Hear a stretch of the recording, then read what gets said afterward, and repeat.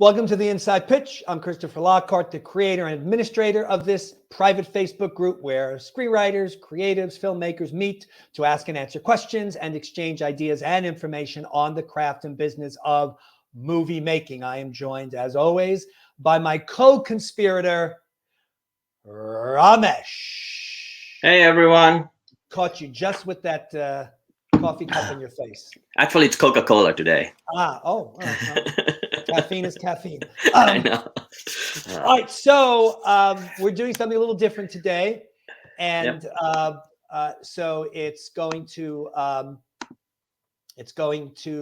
be epic. That's what I'm calling it, epic. It's because we've not done anything like this yet. So today, Ramesh, just in case you don't know, we're doing a logline workshop. Did you know that, Ramesh? No, I didn't. We're doing a logline workshop, and so I am going to go through some instruction today on the construction of writing loglines. Now, this is something that I do at conferences, but I usually do a truncated version, which many of you might be hoping for midway through. But I'm giving you the full Monty today. You're getting it all from beginning to end. And at the end, we will be taking log lines. We're going to ask for the time being that you do not put log lines in the comments because we want to, first of all, it can be very difficult to try to sift through these comments. And we want to reserve the space for questions that you might have regarding the construction of log lines as we're going through the presentation. So use the time during the presentation for your questions. And then at the end of the presentation, probably be like next Thursday, we will then open the floor to your log lines, which then you can drop in the comment box below, and Ramesh and I will we will go through those. You might even want to be rewriting your log line during this presentation. So Ramesh, do you have anything you want to say? By the way, we had an epic, almost 3-hour open house last night. Right, I know. And we got to a lot of log lines. We had log lines that we read, but we also had some writers come in and pitch their log lines to us right here in this little forum, which was fun. And but there were 4 that we didn't get to. So those will be the first 4 that we actually do at the end of this presentation. And then of course open to anybody else that wants to toss their log line in. All right, so I think kind of with let's just like get going, right? Yep, absolutely. All right. No point dilly-dallying. No, I agree. So I don't know. Ramesh, I might even remove us from the screen. I'm not sure. Let me see, and maybe they can just hear us because I don't think anybody really needs to see our face. Okay, so yes, we are here today to talk about log lines, and I know we do a lot of log line work in this group, and a lot of people share their log lines, but there are also a lot of contrarians who don't believe in log lines. Yes. I don't really understand that. Those are clearly people who know nothing about the industry. But we'll get to that in a moment. So what is a log line? Well, a log line conveys the dramatic story of a screenplay in the most abbreviated manner possible.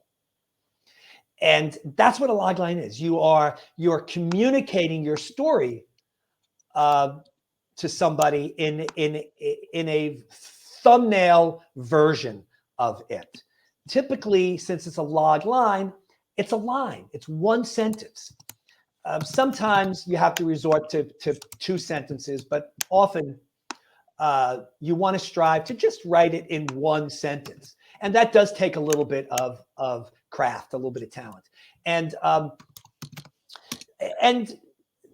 this is something that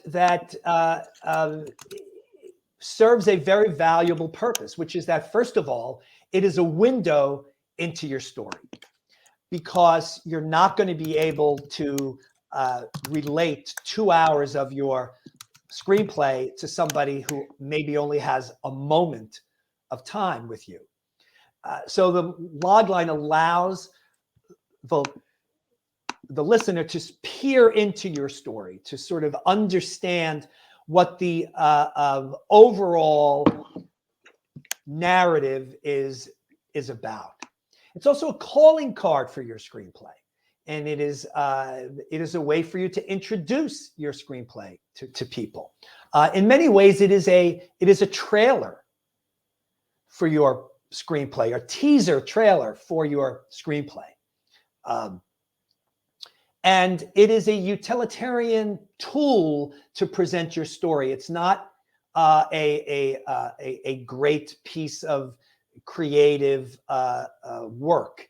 It's really sort of a nuts and bolts presentation of your screenplay. And so who uses loglines? Well, everyone uses loglines. Everybody in this business uses loglines. It's just a fact. So even if you don't want to write a logline, or you don't want to write a logline, if you get your screenplay out into the real world, somebody is going to write a logline for you. And because it's the only way to communicate what a script is about. People just can't. There's hundreds of thousands of scripts, maybe millions. I mean, no exaggeration, circulating this town. You know, they say like 50,000 scripts are registered every year at the Writers Guild. Well, that's great. So what happens to the 50,000 from the year before and the 50,000 from 2 years before? They don't just vanish. They continue to make their way through town. I'm reading scripts from 30, 40 years ago sometimes. So scripts don't vanish. And so there's so much material out there to be read. And agents, managers, producers, executives, they just can't read everything that's out there. I mean, every single one of you wants to get your script to a manager. And there's 13,000 people in this group. So imagine if 13,000 people sent their scripts to Matt Dye, who's a manager that we interviewed on this page. How can Matt possibly read 13,000 scripts? He can't. So he looks at log lines and he determines, based on a log line, I'll read this or I'll read that. And this is the way you cut through that jungle of screenplays. It's really the only way that you can cut through that jungle. Now, listen, that doesn't mean that you may not have shortcuts. You might know powerful people. You might be able to just simply hand your script off to somebody. And if you're in that position, fantastic. But even still, a lot of those people might say, what's it about? And you want to give them a log line. You don't want to spend an hour telling them what it's about. So log lines are certainly used where I work all the time. And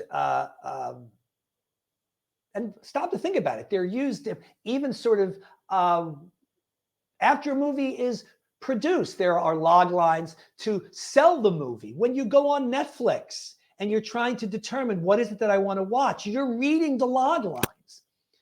So it's amazing to me when there are writers who say, I don't believe in log lines, yet they use log lines to determine what they're going to Netflix and chill that night. So log lines are everywhere. You can't escape them. It's the way we communicate story. So like it or not, you have to be able to write a log line in order for you to communicate your story. Now, there's this controversy that sort of pops up every now and then. Do you write a log line before you start the script, or do you write a log line after you finish the script? And there's no right or wrong answer. I certainly have my own philosophy on that. And anybody who's on this page probably exactly can predict my answer, which is that, of course, I feel that you should write a log line before you start the script rather than after. And because the log line will help you determine if the screenplay that you want to write has the dramatic elements to sustain a feature-length story or a pilot script. If you write it afterward, you know what happens often? You struggle with the log line. You can't write a good log line because your screenplay doesn't have the elements that you need to write a log line. And of course, those elements are what creates a successful script. So in other words, you don't have a successful script and you find out after you've written it. To me, it makes a lot more sense to do that work in advance. The best time to learn your story doesn't work is before you write it. Rather than spending 6 months on a screenplay and then determining that it doesn't work. Or even worse, letting everybody in the business read your script and realize that it doesn't work.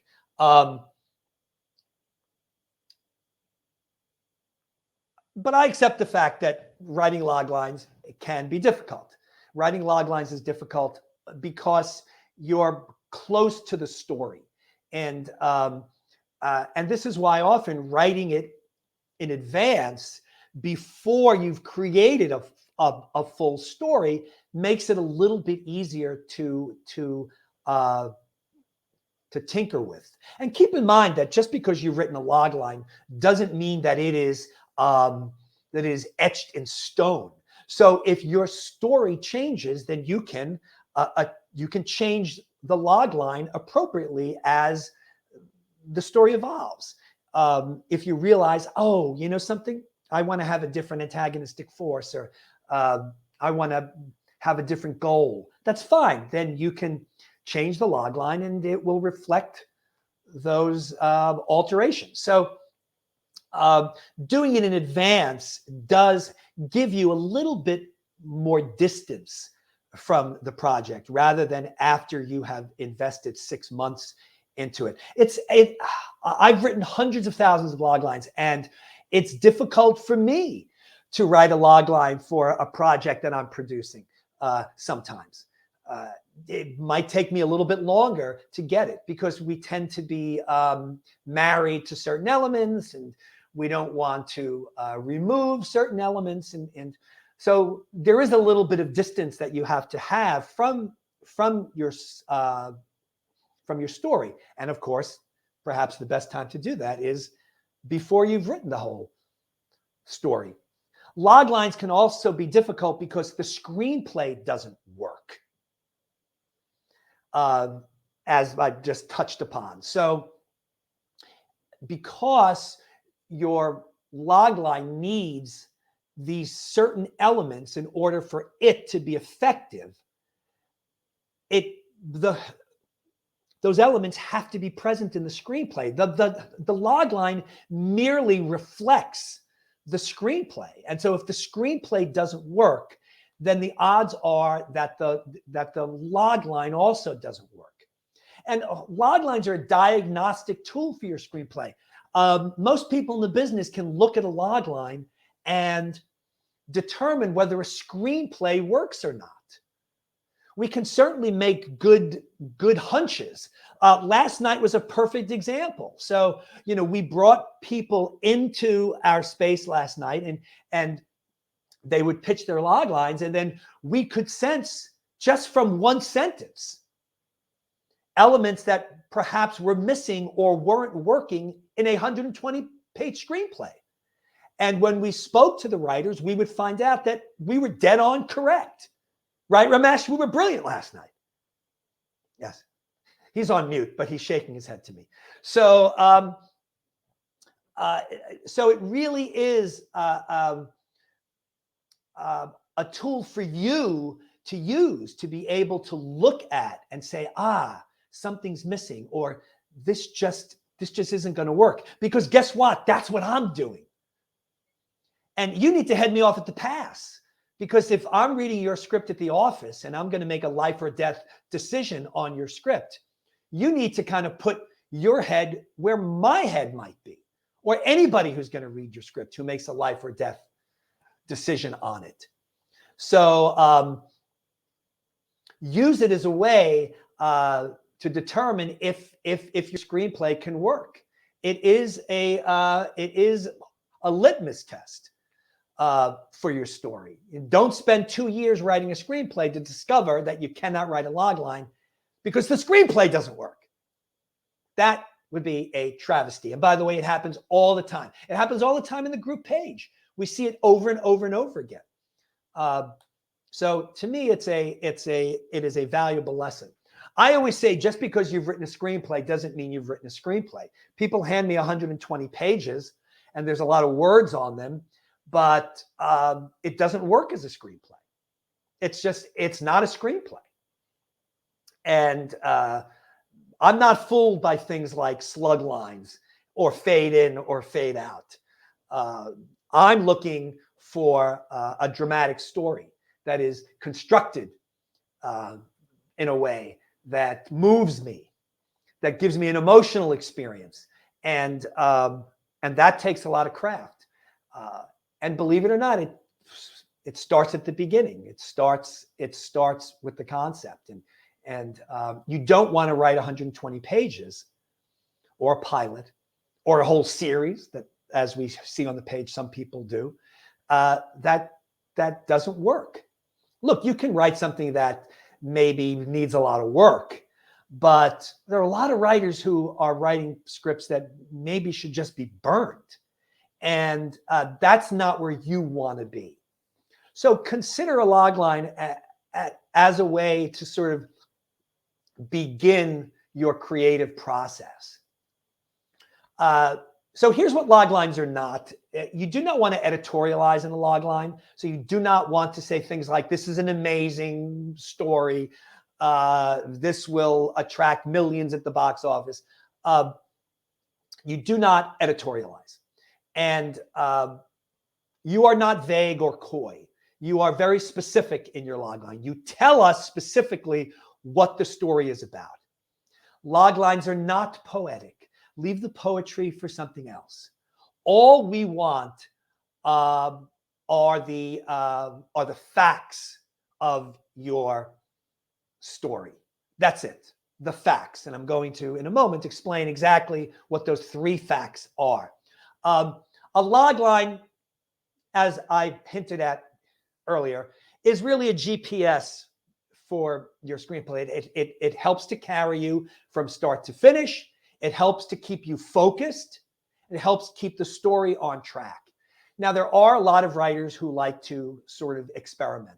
Like, they may not want to sort of outline. They may not want to know sort of where the script is going to go. They just sort of allow the story to take them there. And that's a perfectly fine creative process. It's not necessarily a believable process if you're being paid to write. If you are, for example, writing on assignment, if somebody's paying you, they're not going to pay you to experiment. They're going to want to know in advance what the story is about, often from beginning to end. So yes, as a new writer, you perhaps have the luxury, or as a writer on spec, you have that luxury to experiment. But perhaps as a paid writer, you don't exactly have those luxuries. You're going to have to come up with a creative plan that your employers approve before you go off and write something. For the most part, sometimes there are blind spec deals. You can do whatever you want to do, but you got to get to that point. And many of us are not there yet. So as I said, a logline simply presents the facts of your story. It presents the story, not the theme. Loglines might infer theme, but they do not state theme. Loglines are objective. They're not subjective. Loglines are specific, not vague. Loglines are not a synopsis. They are 1 or 2 lines that describe your story in a dramatic and succinct manner. And as I said before, a logline is not the final say in your story. A logline is not etched in stone. If you change your story, you can change your logline. A logline is a living, flexible entity. That's the way I see them. And they're not your enemy. Loglines are not your enemy. Loglines are really should be part of your creative toolbox. All right, so now we're going to talk about what the basic elements of a logline are. And I just want to remind you that if you have questions, you can drop them in the box in the comments, and Ramesh will scroll down and relate those to me. So Ramesh, you just jump in anytime to cut me off. Just remember that you're on mute. And because I want to make sure that everything is clear to you. All right, so those of you on this page, you know, you've been in this group for a long time, you know what the three basic elements of a logline are. It's who is the protagonist, what does the protagonist need, and what stands in the protagonist's way. It's what I call the antagonistic force, because it could be a human person that stands in the way, or it could be nature, or it could be the protagonist herself. But there's some sort of force that is standing in the way of the protagonist getting what it is that she needs. So this is it. It's very simple. Who is the protagonist? What does she need? And what stands in her way? So just stop for a second. Just pull up a, pull up a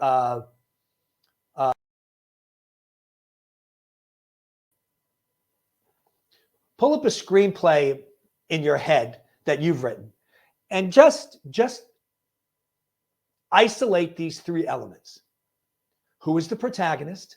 Think about who your protagonist is. And then what is it that she needs? And we express this as a goal.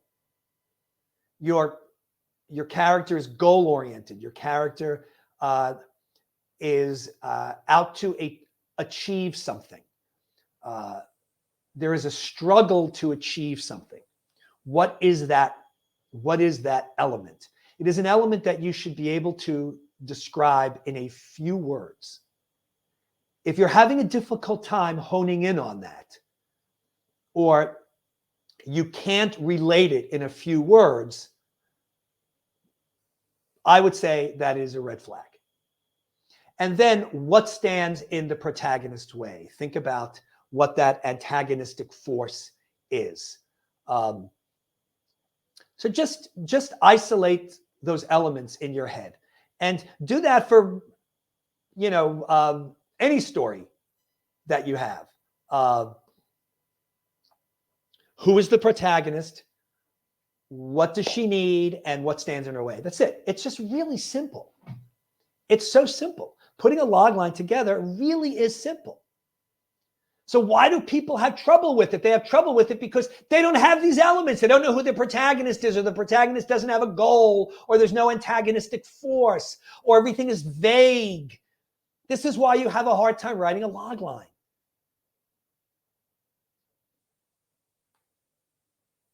All right, so yes, I'm obsessed with the Wizard of Oz. I use the Wizard of Oz all the time because for the most part, everybody's seen the Wizard of Oz. So we're going to use the 1939 version of the Wizard of Oz as a sample. So who is the protagonist of the Wizard of Oz? It is Dorothy. What does she need? Her goal in the movie is to get back to Kansas, right? In the first place, in the first act, all she wants to do is get the hell out of Kansas, right? And then she ends up in a cyclone. Her house drops into the middle of the world of Oz, and she makes an enemy of a wicked witch, and now she wants to get the hell out of Oz, right? So it's like, she wanted to get out of Kansas, and now she wants to get back to Kansas. So that's her goal. That's what Dorothy's doing through the whole movie. She is on a journey to get back to to Kansas, excuse me. That's her goal. And what stands in her way? A wicked witch.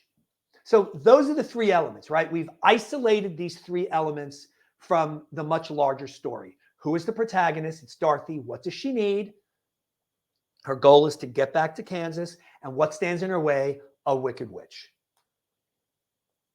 Okay, so let's take a try at a log line.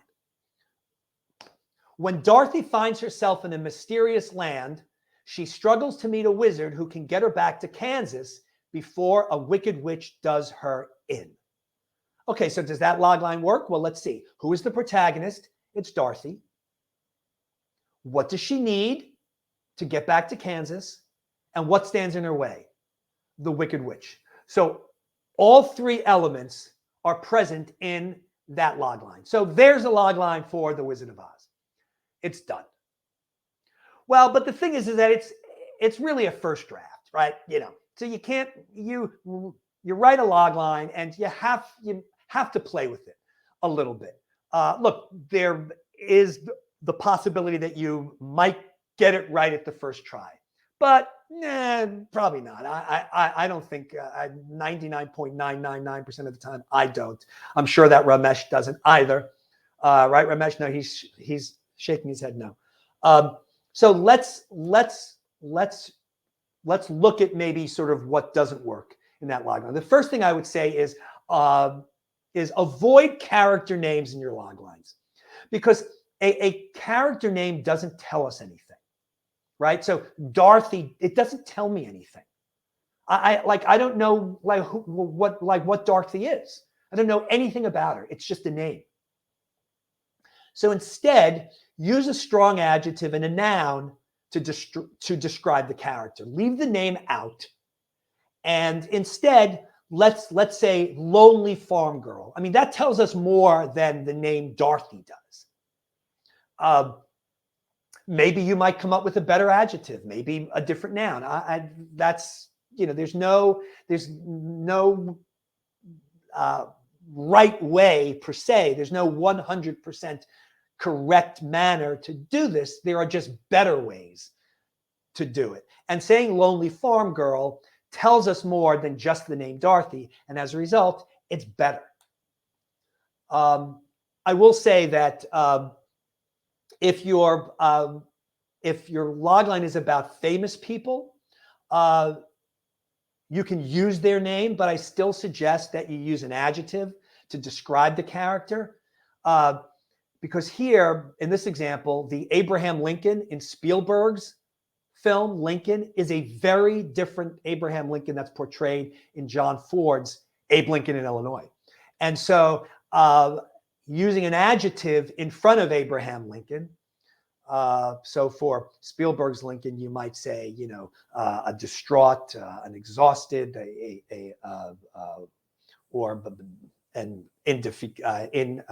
I can't even say it right now. Tireless, whatever. You would come up with a specific adjective to describe Abraham Lincoln in the context of your particular story, because that helps us understand more about the screenplay and about the character. So again, if it's about a famous person, then also you have to sort of take into consideration. Last night, Ramesh and I heard a pitch from a woman, and it involved a famous author from the 1800s. But to be honest, that name didn't ring a bell with me. So, and I'm not sure if it rang a bell with Ramesh either. He's a little more well-read than I am, but you are much more of a Renaissance man than I am. That's for sure. But I don't think it rang a bell with you either, correct? So you have to kind of be smart about it. Obviously, everybody's going to know Abraham Lincoln, but not everybody might know a best-selling author from the 1800s. And so in that case, you just might want to take the lonely farm girl route. Again, it's a choice that you're going to make, but you want to make the right choice. Okay, so here's a rewrite of our Wizard of Oz logline. A lonely Kansas farm girl is whisked to a mysterious land in a cyclone and sets out on a dangerous journey to find a wizard who can get her home. So this includes information that we didn't include previously, right? We didn't even mention anything about a cyclone. So here we're deciding to add that, because somebody might ask, well, how does she get from Kansas to the mysterious land? So we include that here. So a lonely Kansas farm girl is whisked to a mysterious land in a cyclone and sets out on a dangerous journey to find a wizard who can get her home. That sounds like a good log line to me. I think that's great. I think it works. But you can always keep tweaking your log line. Like, avoid passive voice in logline. A lonely farm girl is whisked to a mysterious land in a cyclone. Think about these things. So here, let's try this rewrite. And I think this is the final one that we're going to go with.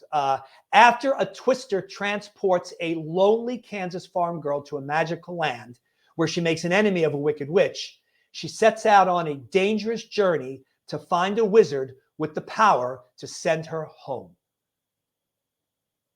So this tells us who is the protagonist. It's the lonely Kansas farm girl. What is it that she needs? She wants to go home. And what stands in her way? A wicked witch. And you'll note this is one sentence. Some sometimes you have to use some creative punctuation to do it, but you can do almost anything in one sentence. And so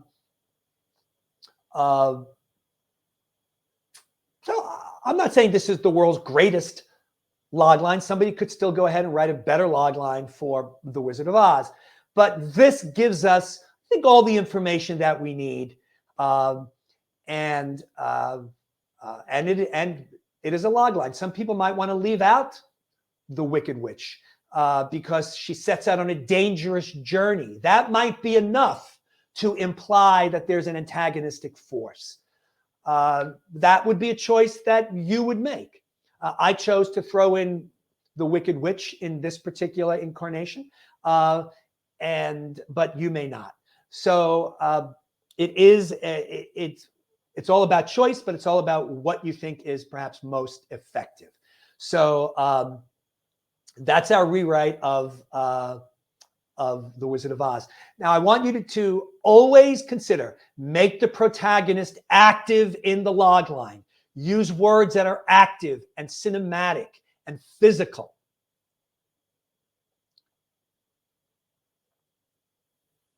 So for log lines, use words like struggles, fights, investigates, that are external and connote momentum and conflict. Avoid words like decides, realizes, learns, because these words are internal. They also only suggest a moment within a story rather than a dramatic overview of the story.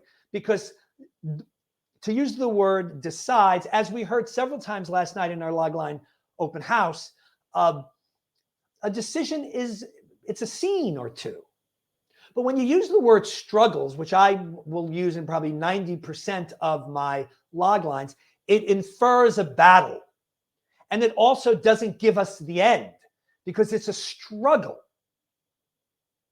And log lines don't reveal the end. They only tell us who is the protagonist, what does the protagonist want, and what stands in the protagonist's way. Use words that display an active protagonist rather than a reactive protagonist. And keep your protagonist at the forefront of the log line. Present the protagonist, the log line from the protagonist's point of view. This happens a lot where point of view switches, where it starts off with one character and then all of a sudden there's another character and you're not sure who the protagonist is.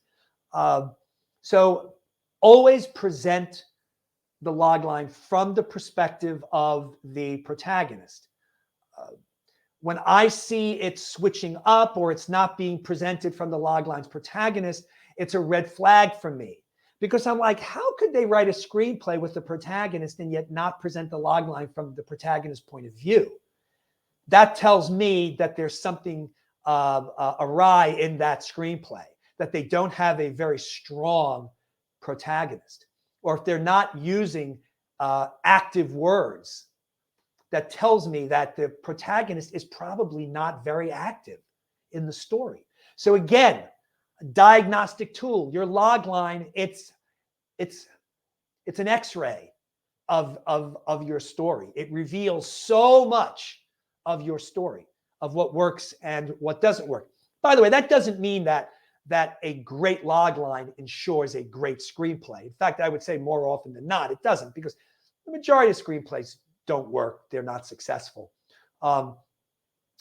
But still, starting off with a good log line at least puts you in a better position, because you might have a screenplay that perhaps isn't fully successful, but still has the elements to where after a few rewrites, it will be successful. Most log lines don't work because the protagonist has no goal. And this is, again, really important. Screenplays are about a character that has a problem, and then the character responds to that problem by setting out to solve it. And it's that setting out part to solve it that is defined as that character's goal. And many screenplays, the character has no goal. The protagonist has nothing to do. The protagonist meanders through the story. The goal is known by many synonyms. It's a struggle. It's a quest. It's a mission. It's intention. It's journey. It's a story purpose. I'll often use that term. What's the story purpose? The story purpose in The Wizard of Oz is Dorothy's struggle to get back to Kansas. And so you want to give your character something specific to achieve in the story. And of course, it's not achieved till the end of the movie. So this struggle, this quest, this mission, character's intention, the journey of the character, the story purpose, this is that second element of the log line, which is what is it that your protagonist needs? David Mamet said, drama is the quest of the hero to overcome those things which prevent him from achieving a specific acute goal. So when your script doesn't have a goal for the character, interestingly enough, you don't have a character. You don't have at least a dramatic character, because in drama, the character is defined by the choices she makes in pursuit of her goal. And if the character has no goal, then you truly can't have a dramatic character. Like in a novel, you create character in different ways. You create texture and you do that in movies also. You give them quirks and idiosyncrasies and et cetera, et cetera. But that's not truly how a character is defined in drama. I'll say it again. A character is defined in drama by the choices they make in pursuit of their goal. And I should say, too, that a goal attracts movie stars, you know, and I know this because I work with movie stars. And so they often want to know, you know, what are they doing in this movie? What are they pursuing? What is anybody going to care about? And creating this goal, of course, is complicated, because there has to be things like stakes. The audience has to care about this goal. The audience has to root for the protagonist to achieve this goal.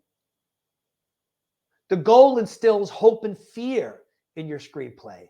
a hope that the character will achieve the goal, but fear that the character will not achieve the goal. So,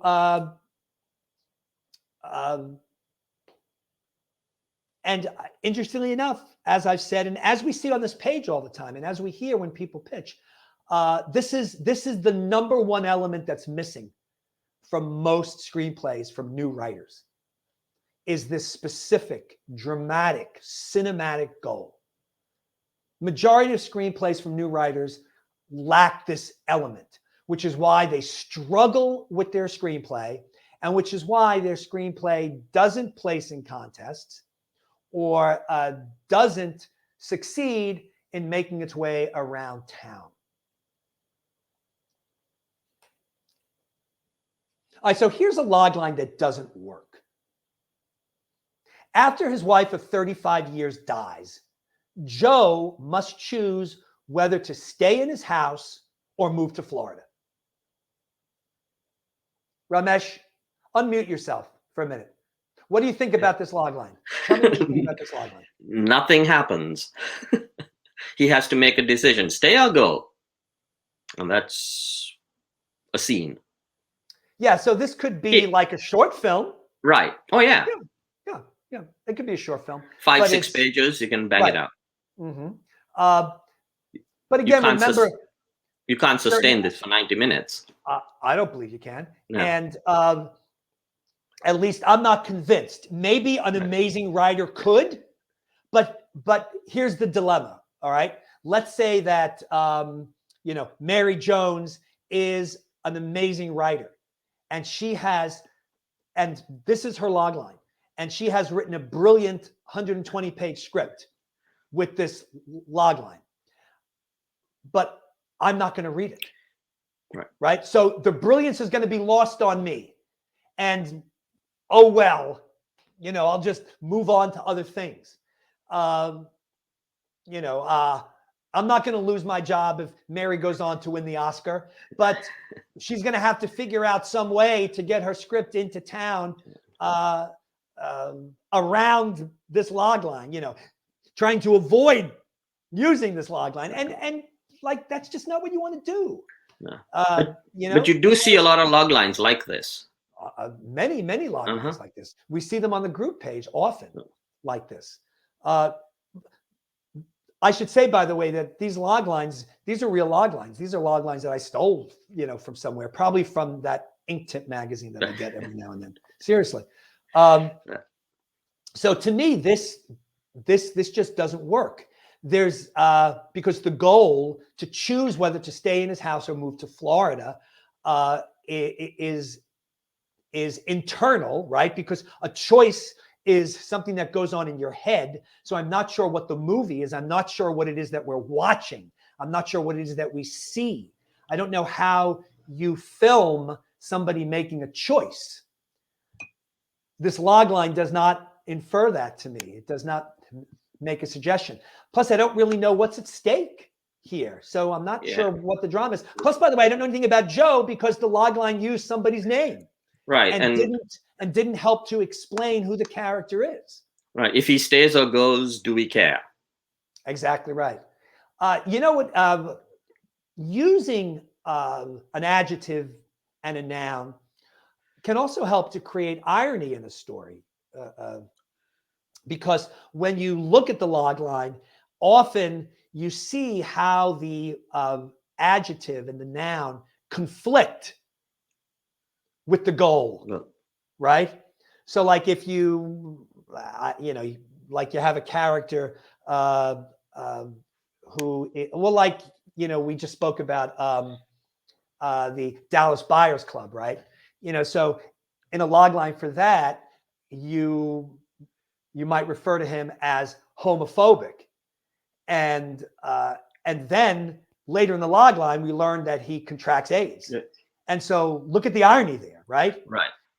If you just write, like a dude gets AIDS, then it's not, you lose that. Or if you say, Joe, I don't remember what Matthew McConaughey's character's name was, but if you just say Joe contracts A, you lose that element. So again,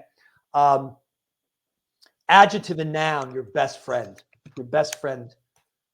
in a log line. All right, here's another one. A boxer stricken with multiple sclerosis takes a job sweeping floors at a hair salon. What do you think, Ramesh? Again, I don't see what he's really doing. I mean, yeah, sweeping floors, but what does that have to do with his battle, really? Yeah, are we going to spend right 2 hours watching somebody him right sweep sweeping hair? right. To me, this is the first half of the log line, right? So it would be a boxer stricken with multiple sclerosis takes a job sweeping floors at a hair salon, and goal, and then we learn what the goal is. There's right. no goal here, right. Why is he sweeping floors? Is Right. there a reason? Right. And, we could say that the antagonistic force is multiple sclerosis. And look, like, again, we have a boxer stricken with multiple sclerosis. Okay. Right. That's interesting. We watched Muhammad Ali, fall ill to Parkinson's disease. Right. And so, we know how tragic that is. So that element of it works. And even taking a job sweeping floors at a hair salon could have some intrigue, but this is a concept. It's not a log line, because this concept is lacking the goal. What is it that the character's doing? And what does he want to achieve by doing this? Right. So this log line doesn't work. This would be a pass. If this came to me in a query, it would be a pass. Log lines must, at the very least, infer stakes and urgency. So you don't necessarily have to spell it out, but hopefully you create a log line that suggests what the stakes are. So like Dorothy's on her dangerous journey against a wicked witch. We can assume that the stakes are high. We don't exactly know what they are. We don't know if it's life or death, or if she would be turned into a winged monkey, or the log line doesn't reveal that, but it reveals enough. So you don't have to necessarily spell out everything. The clever part of a log line is just using the right words and finding ways to express the story elements that will infer stakes and urgency. Word choice is vital. Use the best words to say exactly what you mean. And then use words that allow you to say less. And use words that are in line with the tone of your script. So last night, for example, we heard some log lines and we weren't really sure what the tone was, because the story felt serious, but the word choice often felt a little comical. Right. And so we were confused because we weren't told what the genre was up front. And so word choice is so important. Somebody last night at the very end of that marathon came in. She was a lovely woman, Ruby, right? Ruby came in. She'd been working and she took a quick break from her job. And she came into the room with us, and she pitched her log line, and she had a particular phrase in the log line where quest for blood. Her quench for blood. That's right. So she was talking about a character who had a quench. What was it again? She had to quench her thirst for blood. Right. She had to quench her thirst for blood. So what are we all thinking? Vampire it's a movie. Vampire movie. But it was nothing to do with that. Right. Nothing to do with that at all. So you have to, you're writers, for God's sake. So think about your word choice. Think about what you're saying. Reread these things over and over and over and over again. Put on the cap of somebody else. Run your log line by a friend who knows nothing about your script. And then say to them, what do you think this movie's about? By the way, this woman told us that almost everybody that she pitched her logline to thought it was a vampire story. And I was like, well, if everybody's telling you that, maybe you should be changing the logline. Right. So, getting a little bit of feedback from your circle, which is what many of you do on our group page, which is why we're here. So again, use the best words to say exactly what you mean. Use words that allow you to say less. So often you say something with 12 words and you could really economize that into 3 or 4 words. And use words that are in line with the tone of your script. Listen, there are people out there who say that a logline must be X amount of words. A logline must be 25 words. I've never counted how many words are in a logline. My logline is always as long as it needs to be. Right. But my loglines are usually pretty concise and most often one sentence because I'm very good at writing loglines. And, it's like 30 years of it. And by the way, I'm not pretending that I'm splitting atoms or anything like that. A well-trained monkey could eventually write good loglines. But it really isn't about word count. In fact, I say when you start to write your logline, write it exactly the way you want to write. Throw in everything in the kitchen sink. Start with 100 words and then, winnow it down to one sentence. But break out your thesaurus. You don't want to repeat words over and over again in a logline either. I hate that. I will actually spend more time just avoiding having to repeat the same word.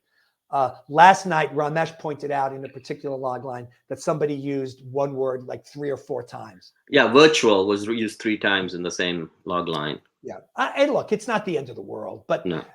But people are going to look at your logline, and you're a writer, so present it like you're a writer. Okay, here's a logline for Jaws. This is a logline that I wrote. You might write a different logline for Jaws. A hydrophobic sheriff struggles to kill a man-eating shark during tourist season when the Chamber of Commerce refuses to close the beach. So that's my logline for Jaws. Who is the protagonist? The protagonist is the hydrophobic sheriff.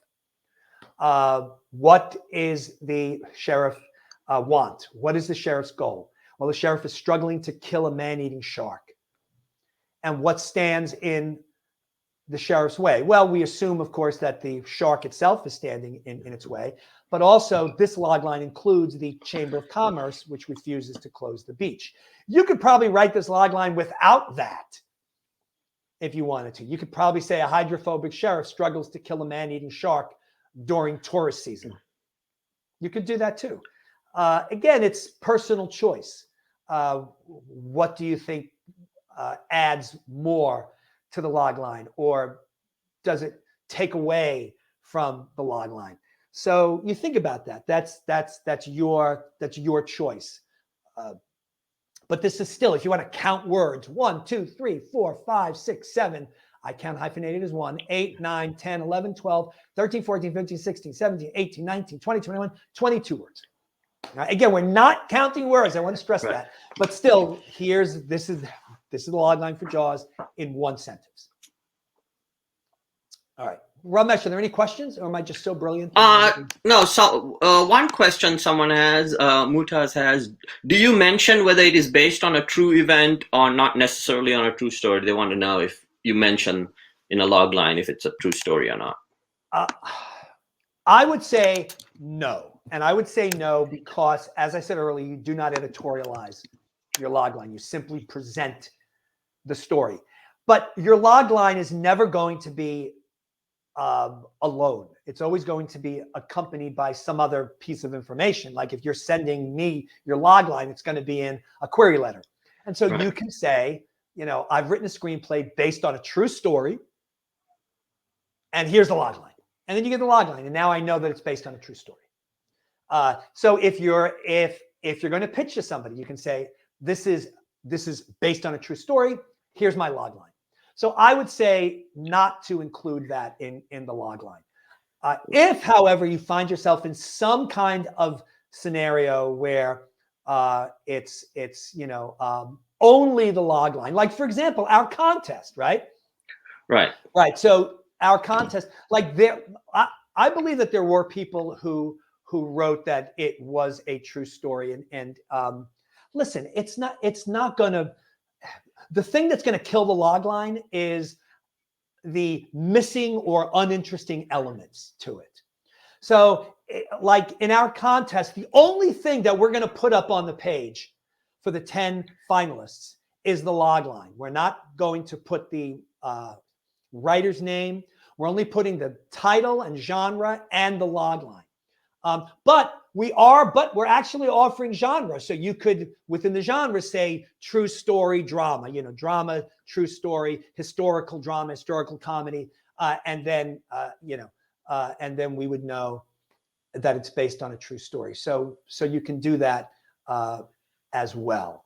But if you really feel compelled, just generally speaking, it's not going to kill your log line if your log line is good.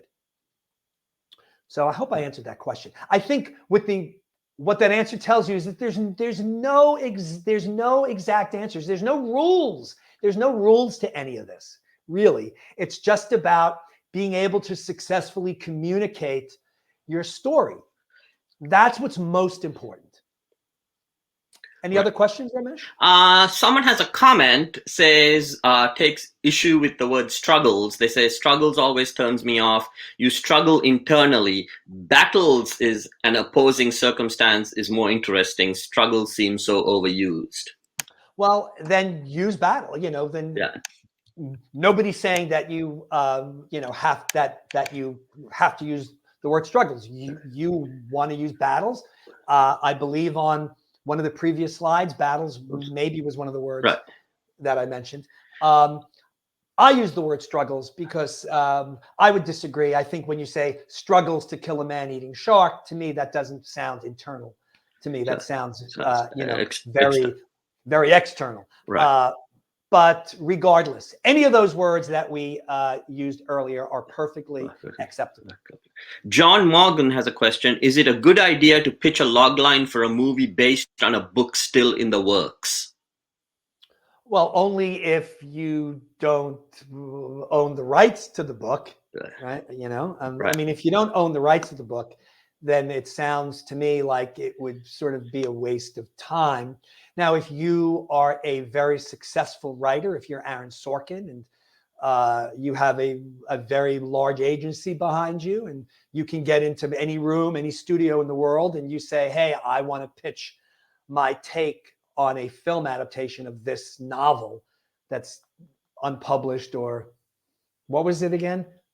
What was the question? It was an unpublished novel? No, it's in the works.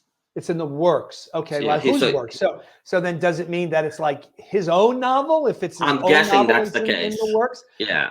If the novel's not completed, I wouldn't pitch a screenplay that says it's based on a novel that's in the works, especially if it's your novel, unless you're Michael Crichton or something. Again, John Irving, I know, someone like that. Yeah. I know a lot of people are like, oh, IP is so important. So I'm going to write a novel and then I'm going to write an adaptation of that novel. And I'm going to tell everybody that's an adaptation of the novel. And then because there's pre-existing IP, it's going to sell. But the truth is that if you have a novel and one person read it, then that IP may not be as attractive as, something like, I don't know, Jurassic Park or that vampire Twilight or, anything else. So a lot of it does have to do with popularity of IP, right? The reason that studios and producers gravitate toward IP is because the idea is that it has some kind of existing fan base. So for it to be a screenplay on a novel that doesn't exist, doesn't sound like that's going to advance you around the board.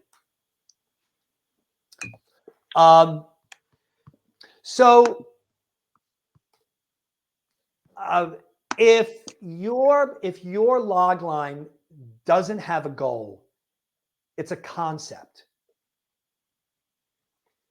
So this is important to understand. If your character isn't given a goal, then in the log line, then you don't have a log line. You have a concept. So here is and this looks like it's a little sort of mixed up a little bit. Yeah, I might have sort of mixed some things up a little bit. So I apologize. But so here is a log line for Black Klansman. Colorado Springs' first Black policeman infiltrates the local chapter of the KKK, posing as a white man. Without knowing the police officer's goal, we don't have a story. We merely have a concept. And this is a perfectly good concept. It's a great concept. But it is the goal that that activates the concept. And in the case of the Black Klansman, the goal is that he is out to take down that local chapter. So the goal turns the concept into a log line, right? So here's liar, liar. A dishonest attorney must tell the truth for 24 hours. That's a concept. It's a great concept. A dishonest attorney must tell the truth for 24 hours. But that could also be a Saturday Night Live sketch. It doesn't yet sound like a movie. We have to give this dishonest attorney a goal, something to activate this concept. In this case, the goal is that he struggles to win the biggest case of his career. Because that's what he is doing throughout the movie. He is struggling to win this big case, some kind of custody case or divorce case. And so then you would put this rewrite together, you put this log line together with the rewrite. You might say, when his son makes a birthday wish, a dishonest attorney finds himself unable to lie for 24 hours and struggles to win the biggest case of his career, armed only with the truth. I'm not saying that it's a brilliant logline, but it gives us the concept plus the goal, which then creates the log line for us. And we throw in the son with the birthday wish, because obviously that's an incredibly important element. That is the whole emotional element of the story. And it's the kind of thing that often makes writers want to write the story, because it's that element that writers and audiences invest in. It's really why we are pulling for him, because of this relationship with his son. But ultimately, the story tracks on his goal, which is to win this case.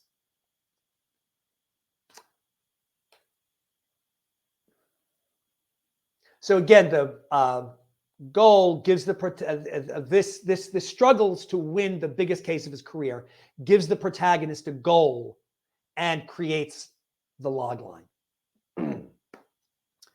Think about the way you structure a log line. So here's a log line for The Sixth Sense. When a young boy claims to see dead people, a distraught psychologist struggles to help him. So that's a lot. When a young boy claims to see dead people, a distraught psychologist struggles to help him. Now, here's a logline rewrite. A distraught psychologist struggles to help a young boy overcome a bizarre affliction. The boy sees dead people. So what this does is that here, this logline, it starts off from the boy's point of view, and then it switches, right? And instead here, we present it from the protagonist's point of view from the very start. We've also structured it in a way. Here we say when a boy claims to see dead people, right up at top.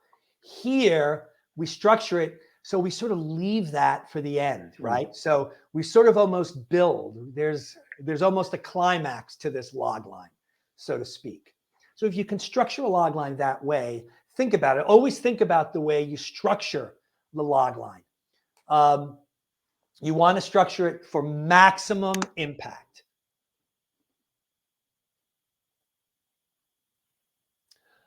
Most log lines encapsulate the first act of the screenplay only. Because remember, the first act of the screenplay sets up your story, and it sets up who the protagonist is, what the protagonist wants, and what stands in the protagonist's way. Those three elements are presented in the first act of your screenplay. And it's not always true. The Sixth Sense actually pushes the goal almost to midpoint. But for the most part, this is where you find those three major ingredients. They're in your first act. So in theory, all a log line is a presentation of your first act. Because you don't want to tell us the end. You'll note that in this log line, I didn't say that Bruce Willis is dead. Oh, spoiler alert. Because you're not going to reveal the end of a screenplay in a log line. That's not the purpose. And you are encapsulating the first act. If you find yourself including plot elements from the second and third acts, your log line might be in trouble. Which means that your screenplay is in trouble. All right, so here are a few log lines. This is a log line for a movie that hasn't come out yet. Actually, it's coming out in a couple of weeks. It's a Michael Bay film starring Jake Gyllenhaal called Ambulance. Is this a remake from like a European film? It is. Yes, okay. It is. I can't recall which country, but the answer. I want to say Denmark, but I could be wrong. Because oddly, there is that other Jake Gyllenhaal film that is currently on Netflix. The Guilty, which is also a remake of a European film, right? Of a European film. Yeah. So after a botched bank robbery, two brothers commandeer an ambulance with a feisty EMT and a dying police officer on board and struggle to flee with the loot, despite the entire city in hot pursuit. So that's the log line. And many of you have not read the script, or perhaps nobody has, and maybe no one here has seen the movie yet. But that is a log line. Is that the best log line? I don't know. Maybe when you see the movie, you'll come up with a better one. But here's a question to you. When you read this log line, can you see the movie? Do you understand what the movie is? Now, I might have a complaint in the fact that the log line says two brothers commandeer. We're going to talk about that in a little bit. And I'm curious as to why the log line doesn't single out one of the brothers as being the protagonist. Now, I will confess that I wrote this log line, and I don't really remember the story all that much. And it could be that it's a two-hander, but ultimately my guess is that the story belongs to Jake Gyllenhaal. And so I'm not sure why the log line doesn't feature him and say, because I don't exactly, you could say a bank robber or Jake Gyllenhaal and his brother to sort of single out your protagonist, which again, we will talk about in a moment. All right, here's a log line for promising young woman. Traumatized by the rape and subsequent suicide, in parentheses, of her best friend, a determined young woman endangers herself by seeking vengeance on predatory men. So that and subsequent suicide is in parentheses, and I don't know, maybe it's just additional information, or maybe it's because you may not need that information. I think it's kind of important. Although the movie itself, it doesn't actually say that the girl committed suicide, I believe, but I believe that it is most certainly intimated. But regardless, traumatized by the rape and subsequent suicide of her best friend, a determined young woman endangers herself by seeking vengeance on predatory men. And so that's a log line. Maybe you think it's good. Maybe you don't. You could certainly drop your opinion in the comments on these. But the question is, can you see the movie? Can you see the movie here?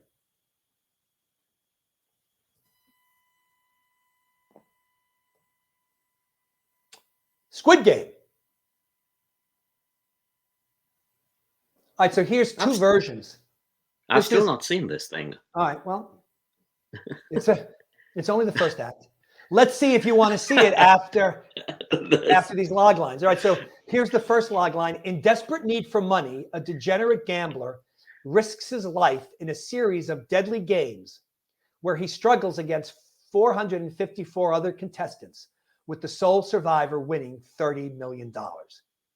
So that was my first draft of the log line, and then I wrote this instead. In desperate need for money, a degenerate gambler risks his life in a series of deadly games where he struggles to be the sole survivor and win $30 million against 454 other contestants. Maybe it's 453, I don't know. But at any rate, so does this give you an idea as to what the series is about, Ramesh? Yeah. Okay. Absolutely. And so this could be a log line. Maybe our members, maybe some of you would do it differently. Maybe you wouldn't include the 454 other contestants. I felt it was important to provide the scope because it's a series, and so you want to understand there's a lot of contestants, which hence builds up the idea of what the protagonist is up against. All right, so what if your logline has an ensemble cast? Because this happens sometimes, right? It's an ensemble. Use the central character, because often in an ensemble piece, there's still a character at the center of the story. Use that character. If it's truly an ensemble piece where there is no central character, then revolve the log line around the theme, because there has to be some unifying element to all of these disparate characters and various stories. So here's the Magnificent Seven, right? A bounty hunter and 6 diehard gunslingers struggle to kill off a robber baron and his cutthroat army that has stolen the gold rights from a small town. Now, I could have said 7 diehard gunslingers struggle to kill off a robber baron. So I could have said that. So this is the remake of the Antoine Fuqua that starred Denzel. And so if I'm writing a logline for Denzel, I have to isolate the character that he is going to play. And so by me sending this logline to him, 7 diehard gunslingers, doesn't educate him in any way. How does he know? How does he know what his role is? But here, a bounty hunter and 6 diehard gunslingers struggle to kill off a robber baron. Now he knows, I'm the bounty hunter. And then right off the bat, he can say, I don't want to play a bounty hunter. It can be that simple sometimes. So always think about that. Isolate. Somebody did that last night, I think. Remember, there was like a teen log line, I think, and somebody isolated the one teen from the other teens. Right. That's true. Yeah. And I thought that's the way to do it. It's also practical, by the way, because remember, despite what you want to believe or what you read, this is still very much a star-driven business, and especially for new writers.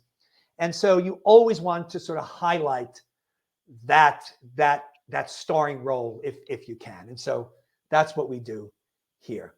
All right, so here's Crash. Crash to me is very much an ensemble piece. So it's hard to pull out a central character. So instead, we revolve the log line around the theme, which in this case is racism. But there's also another unifying element that it all takes place in the city of Los Angeles. And there's another unifying element that it all is set in one day. By the way, this is good. Not that I'm saying I love Crash all that much, but this is good ensemble screenwriting because there are these unifying elements to it. If you just have a lot of crazy disparate elements that none of them are interconnected and there's no unity in any way, shape, or form, that's going to be tough to pitch and even far more difficult to sell. So Crash, again, a chain of racist events leads to flaring tempers and murder on a Los Angeles day. Look, I'm not saying that that's an amazingly hypnotizing logline, but it is an accurate logline for Crash. And this, of course, is always a dilemma for new writers, that if you write this kind of story, it's possible that it's not going to pitch all that well in a logline.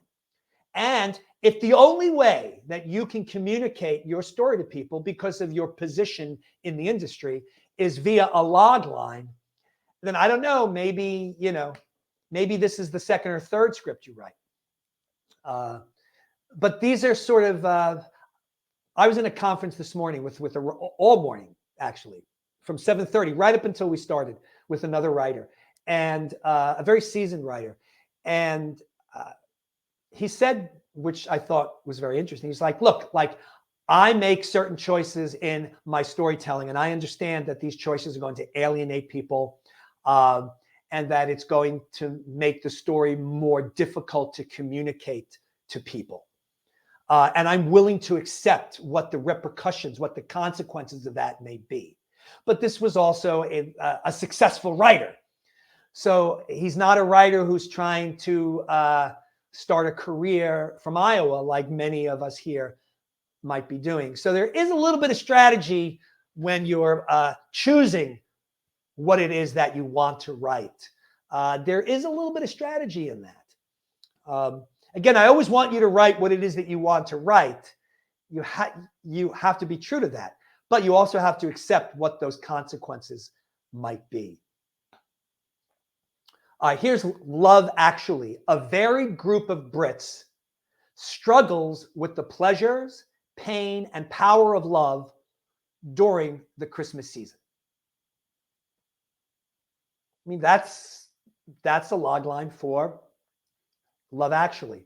I recently did a little logline class, and I read these three log lines to the class without telling them the title to see if they knew what the movie was based on the log line, and they did.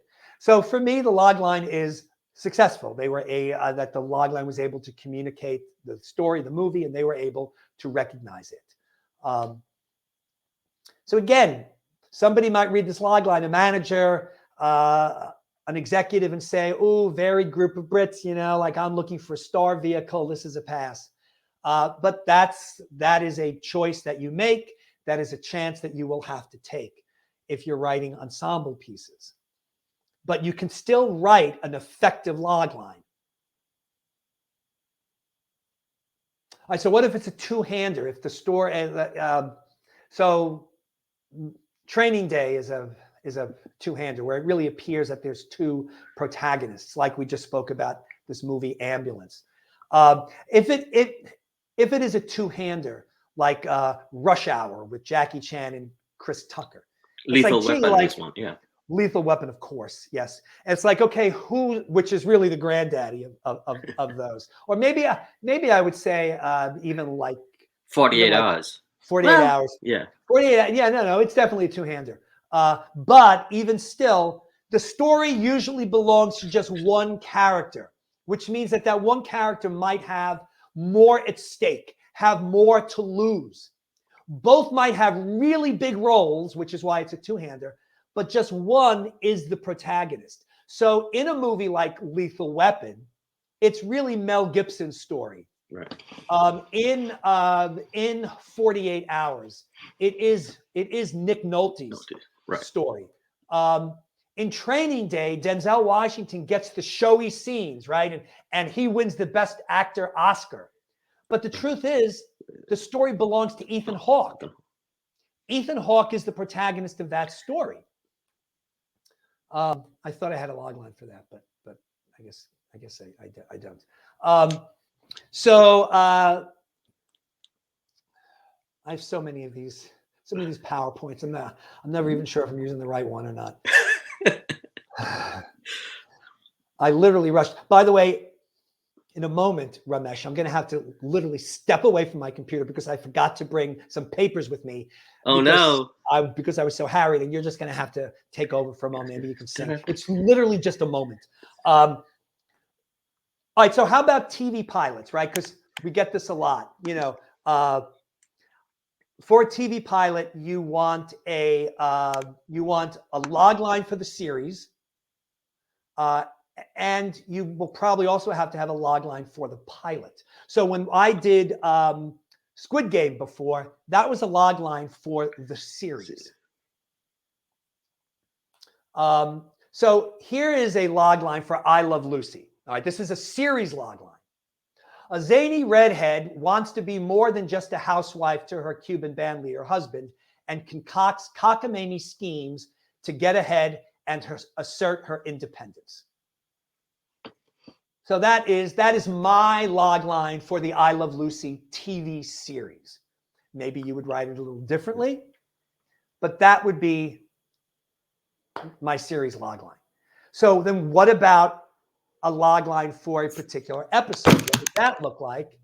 Well, here's an I Love Lucy episode log line. When Lucy and Ethel mistakenly pledge $500 to a friend's charity, they resort to quick cash by dressing as Martians for a publicity stunt to top the Empire State Building. You remember, you're dealing with a 22-minute script, and but this encapsulates that particular episode. It doesn't tell us what happens. It doesn't tell us if they get the money, but it just gives us enough information to understand what the episode is about, which is what any logline does. It gives us just enough information to know what the story is about without revealing how problems are solved, whether or not goals are achieved, giving us the end, if Bruce Willis is dead or not, just simply giving us the setup. And so there you have it. That is a log line for series and a log line for a particular episode. So if you were pitching your pilot, I would say in a query letter or to anybody, you would want to start off the pitch with a log line for the series, so they understand what the series is about. So they have an umbrella understanding of the series, and then you give them what the pilot episode is. Right. A couple of questions here on TV pilot. One is, can you address how a series logline should address a goal? Marissa wants to know. Well, I think the answer is yes. I'm not exactly sure what the question is, but even in this log line for the series, we see what her goal is, and then even in this log line for the episode, we see what the goal is. Right. So the goal for a series might be more vague than a goal for a particular episode. I mean, now we're seeing series that are much more goal driven, right? Because there are a lot of through lines that are being thread to have us keep coming back over and over again, especially with a lot of drama series.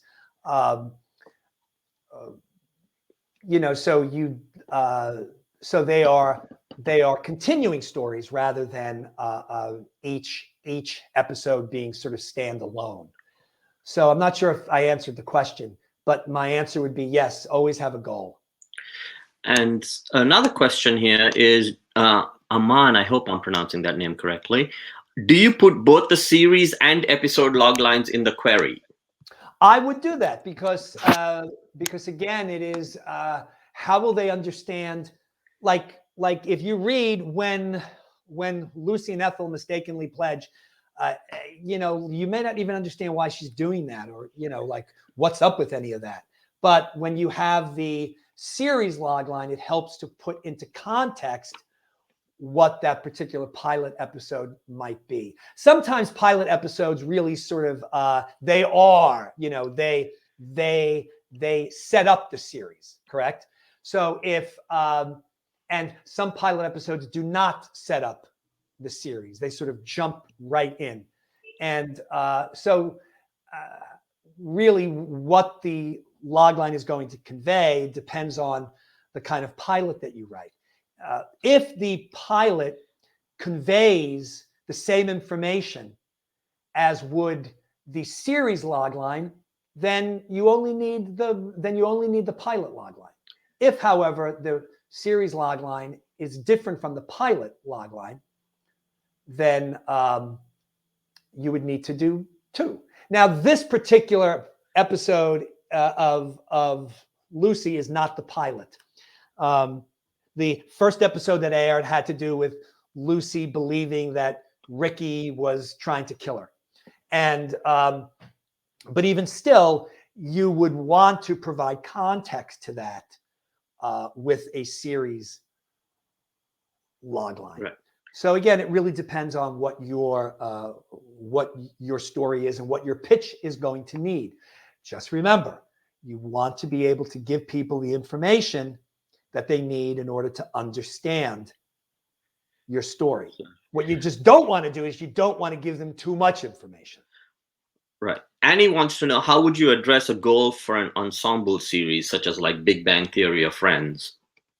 Well, again, I think that, and to be honest, I'm not familiar with either of those shows, other than their general concept. But I think I think like this is sort of, I think if you looked deep enough, you could probably find a goal, because there's a reason that all those characters are brought together. The writer in the writer's head, the writers brought those characters together for some reason. Maybe it's just to explore a theme, friendship. Can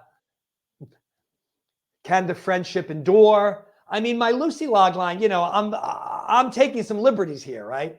So schemes to get ahead and assert her independence. But I would say if you were to take a step back, that really is what that show is about.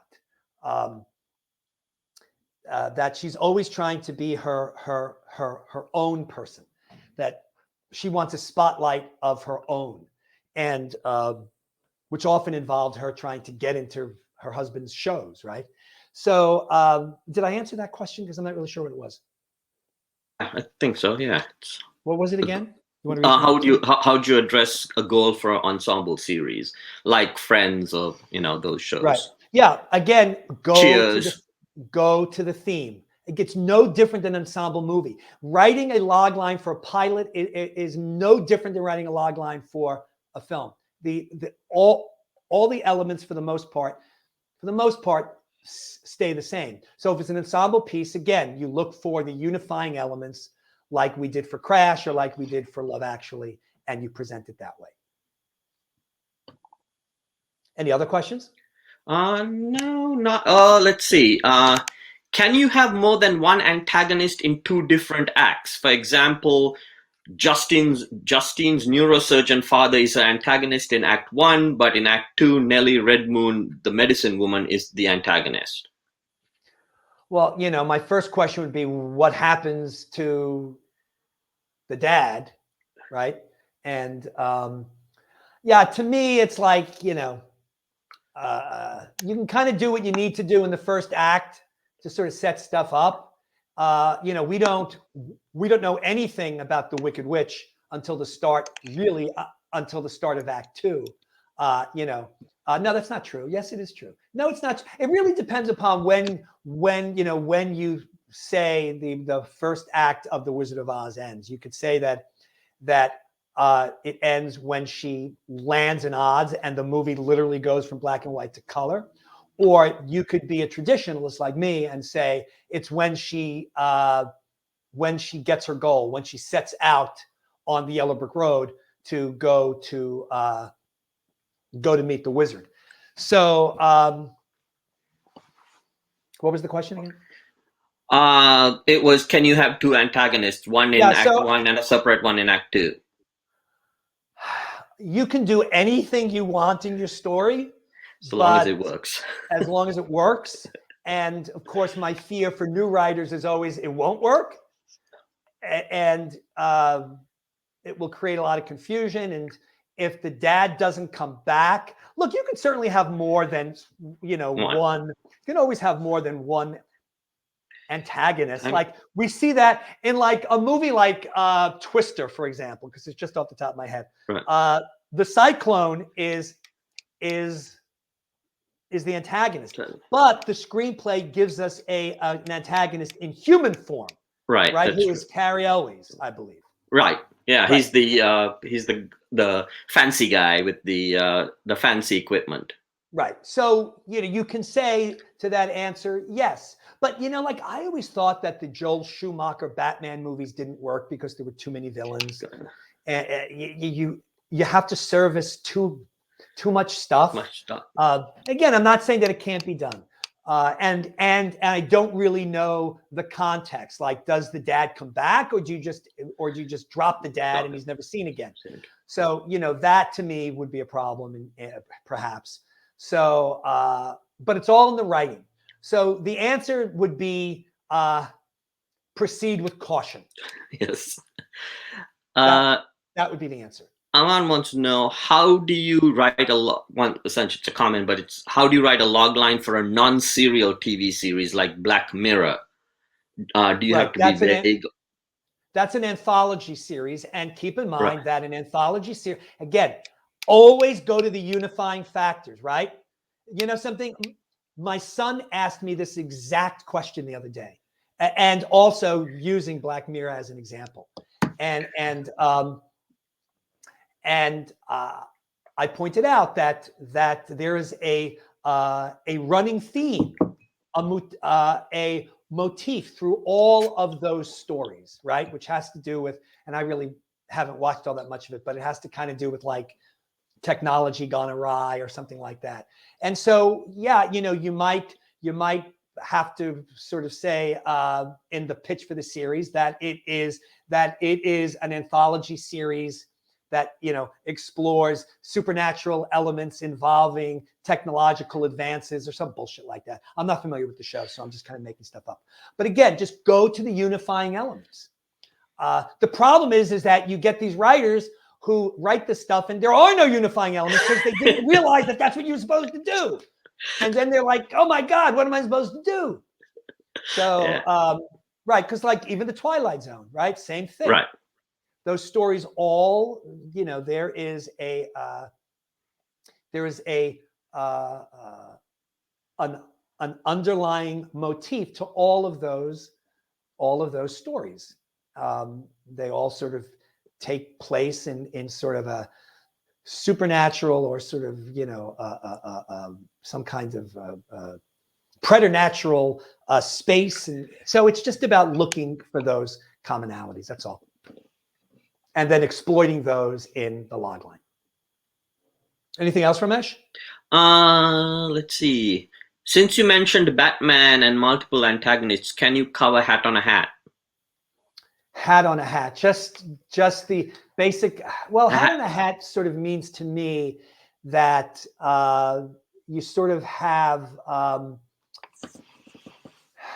because it's not really. I mean, I'm not really sure that having multiple antagonists would be a hat on a hat. No. I'm not exactly sure that I would say that is the issue. I would just say that that you've got too many antagonists. A hat on a hat is sort of the idea that like you might have two concepts in the same movie, for example. That instead of having one really good concept, you might have two really good concepts that go to battle with each other in the story and sort of bifurcates the story and creates issues. It's interesting because I had this conversation this morning. So to me, that would be having a hat. It's more sort of concept driven, but it's something that you can see and hear in a log line. You know, you can hear often when a log line has two concepts. I hear that a lot. I'm like, wow, like that's a really interesting concept, but that's also a concept. Like each of them could be their own movie. So to me, that would be my definition of it. Ramesh, do you have anything you want to add to that? No, fine. You nailed it. All right, so Ramesh, I'm going to just run over to my desk. I apologize. Okay. I'm going to be gone for about 30 seconds. Ramesh, why don't you entertain the group? I will read a monologue from Jawaharlal Nehru's. No, I'm just kidding. You are right there on the page. I'll be right back. Okay. Hi. Yeah, keep your comments coming. If you are posting log lines, wait, or want to post log lines, wait till the end, so that I don't lose them I'm trying to keep track of them, but so long as I don't lose them in all the comments here. So, but other than that, let's see. What do I have here?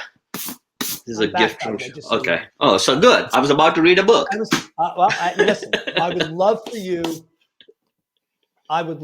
to read a book, but alas, I just I had written some notes, and by the way, I have been sitting since 7:30. That when I got up, my legs almost didn't work. So, I was like, hey, the other day I pulled a calf muscle getting off my couch. This is old age. Maybe we should have given everybody a bathroom break, but no, but we're not going to do that. Sorry, folks. All right, so I took the liberty to take 3 log lines off the page. So I grabbed 3 log lines off the tip group page, and then I just wrote some notes on these. So this is from Nikki. And Nikki was asking for a logline evaluation. After her father's death and her mother's inability to support her, an 11-year-old African British runner speeds into a perilous secret underworld only to discover the most distressing memories and dangerous monsters to fight and precious moments and friends to keep. All right, so do me a favor, folks. Throw in some of your just an initial reaction, maybe like a word or two, and maybe Ramesh, you can just grab some of those comments. What do you think of this log line? Just again, you don't have to write a long dissertation, just maybe something very quick. They're getting too long, too vague. All right, we can stop there. I agree completely. Okay, so yes. The first thing I would say is after her father's death and her mother's inability to support her, this, in my opinion, is a place where you can condense. I would actually say something like after she's orphaned. Now, maybe that's not 100% accurate because the mother is still alive. Right. But you know something? It doesn't matter because in this log line, there's no cause and effect, right? There's nothing else in this log line about the father and the mother. So to me, it's superfluous. So I would eliminate that and just say after she's orphaned, and look, you get rid of 1, 2, 3, 4, 5, 6, 7, 8 words, none of which contribute to the log line at all. Right? You know, you could even say an orphaned 11-year-old, but the reason that I didn't was because there's a lot of description here. It's an 11-year-old African British runner, right. And then to also throw in the word orphan might really crowd it up, which was why I decided to do that. And then we get to this part that gets vague, right? So again, we know who the protagonist is, right? It's an 11-year-old African British runner. Okay, so that's the protagonist. Next question is, what is the character's goal? Because in this she discovers something, but after that, she discovers the most distressing memories and dangerous monsters to fight and precious moments, but there's no goal here. Right. This is not described in a particularly active way, right? We don't know why she speeds into this perilous. I don't know anything about it, and there's no goal. What is this character trying to accomplish? Remember, the idea of a screenplay is you have a character with a problem, and the movie is about the character's struggle to solve that problem. Yeah. And she doesn't necessarily have to solve it at the end, but no, correct. It is merely the struggle to solve it. Whether the character solves it or not is a completely different story, and that is a byproduct of the journey, and of course the theme, because your screenplay's theme is most certainly heard most loudly in the way the movie ends, the way the protagonist ends up at the end of the story. But we don't know any of that in the log line because we're only dealing with the first act information. So this is just way too vague. Also, it kind of seems like the writer's trying to be cute, using the word speeds. Maybe, an 11-year-old African British runner speeds into a perilous underworld. I don't know what that means. Or does it mean that while she's in a race, she actually runs into some secret underworld? Only to discover. Discover is one of those words that I said try to avoid. I think I said that. By the way, discover can work sometimes. But I need to know what she does after she discovers it. Yeah. And we don't know any of that really, right? Because it's just all vague. It actually feels sort of rather novelistic than cinematic. And ultimately, this is the kind of log line where I read it and I don't have a clue what the movie's about. So all of you people that are looking at this log line right now, you are the executive here. You're the producer. You're looking at this log line. Do you have any idea what this movie's about?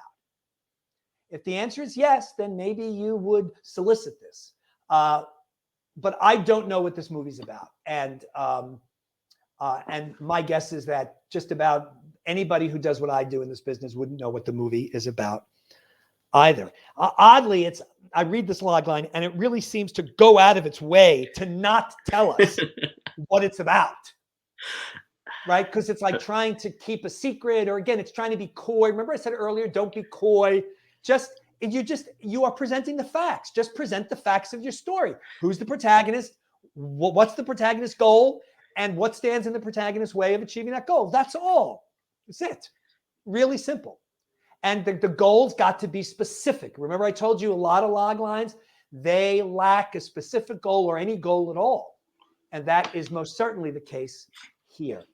So, but I think a lot of times when I talk to writers, they'll say, well, it's about how people have to come together, or finding in this case, finding distressing memories. And that's why I think they get lost in the whole being specific aspect of it. And you know something, I had that I obviously had a very thorough conversation this morning with this writer, but I was talking to this writer about the screenplay and about the very intriguing concept, but the writer goes off on some tangents and kind of abandons the concept a little bit.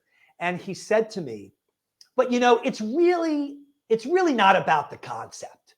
It's really about, and then he got into these sort of esoteric thematic elements. And I said, like, I get it from the writer's point of view, but ultimately, it's like I could say that The Wizard of Oz is about a lonely orphan who's struggling to find her place in the world. And I could go on and wax philosophic and be all kind of poetic and talk about theme. But the truth is, The Wizard of Oz is explored through a dramatic metaphor. And that metaphor is that Dorothy finds herself in a place that she doesn't want to be, and she struggles to get back to Kansas. That's the story.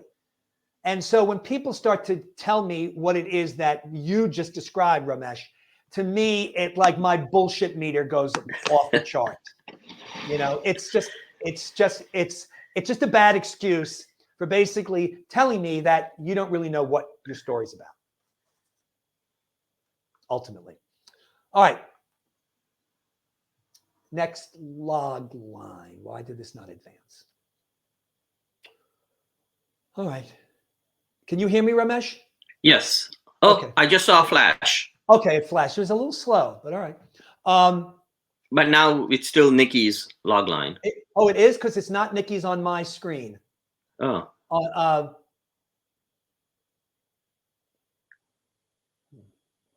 Let's ask the members. Members, what do you see right now? See what they say, Ramesh. Oh, there we go. Is it the apple didn't fall far from the tree? Yes. Correct. Okay. Good. All right. Excellent. All right. So there's a slight delay. Okay. Slight delay. All right. So here's the log line. A college junior enters a poker tournament. She has to win in order to gain the tuition money she lost when she failed to keep her scholarship. All right. Does anybody have any comments? Does this work for you? Let's see. Who is the protagonist, Ramesh? Well, the college junior, obviously. Okay. And what is the college junior's goal? To win this thing. Okay. And what stands in the way? I would say that it's more inferred. Right. Yeah. She's to win. Yeah, it's poker. Because she's gambling, right? Yeah, exactly. She's gambling. But okay, correct. So I would say that generally speaking, this log line has everything that it needs to have. It has the right ingredients. Now, some people would write it differently, but ultimately, I can at least see the movie here. You know what she has to struggle again. What she's going to be doing. She has to, Right. Now, I might actually structure this log line a little differently, right? Like I might write it like this. After losing her scholarship, a desperate college junior enters a poker tournament to win her tuition money. It's a little more streamlined, yes? Right. After losing her scholarship, a desperate college junior enters a poker tournament to win her tuition money. So you see, I sort of reversed the structure here. I put the fact that she lost her scholarship money first. Because that's the inciting incident. That's actually probably the way it's going to play out in the screenplay. Correct? Right. Yeah. So some people are saying earn rather than gain, and Patrick Sweeney saying needs her flaw. So yes, perhaps this log line could use a better adjective to describe this. She's a recovering gambler. Whatever. I didn't add it because I don't know the screenplay, and I didn't want to project things onto the story that are inaccurate. But I would say that if this log line were presented to me, I would give it a B+. It does what it sets out to do. Now, is this the most unique story ever? No. And by the way, maybe including that adjective might provide more irony, perhaps. But you know, Ramesh, one thing that I do see on the page a lot is that I see a lot of people read too much into log lines, where they really try to like work them over. You know what I'm saying? Yeah. And like ultimately, and I think sometimes it's because people want to participate, they want to look smart, they want to have something to say. But what you're really looking for are those three ingredients. That's number one. And then number two is, does the log line communicate the story? If you can understand the story, then ultimately the log line has succeeded. It could be done better, perhaps. But sometimes I think members work a little bit too hard on trying to give notes for log lines. So that's just kind of an observation I have. It is not a judgment or a criticism. All right, can you see this next one, Ramesh? Yes, Steve Hartman. Okay. Yes. Okay, so let me read this. A salesman is mistaken for an FBI agent who sold bad information for cash to the Russians. Now the Russians want him dead, and his only savior is Jane, the unsuspecting and cheerful agent assigned to protect him. All right. Comments from our members? We're waiting. I'm not. I think this. Yeah, he had posted this before, right? I'm still not sure why Jane is unsuspecting, but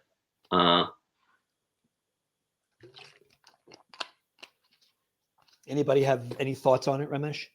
She said too long and specific names. Someone said. Okay, there's a name there, correct.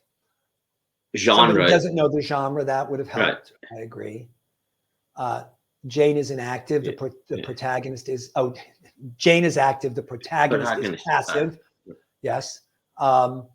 So this is a good question. So first off, I would ask, whose story is this, right? Who is the protagonist? Remember, the protagonist has the goal, right? And so, but this is a little sort of wishy-washy, right? We have this FBI agent and somebody wants him dead. He's not an FBI agent. He's mistaken for an FBI agent. Correct. Excuse me. He is mistaken for an FBI agent. So we set that up, which is fine and fun and good. And he's wanted by the Russians, and his only savior is Jane, which really now makes Jane active because it's Jane who has to save him. It's Jane who is the protector. Right, and the stakes are high for Jane because if she doesn't, he dies.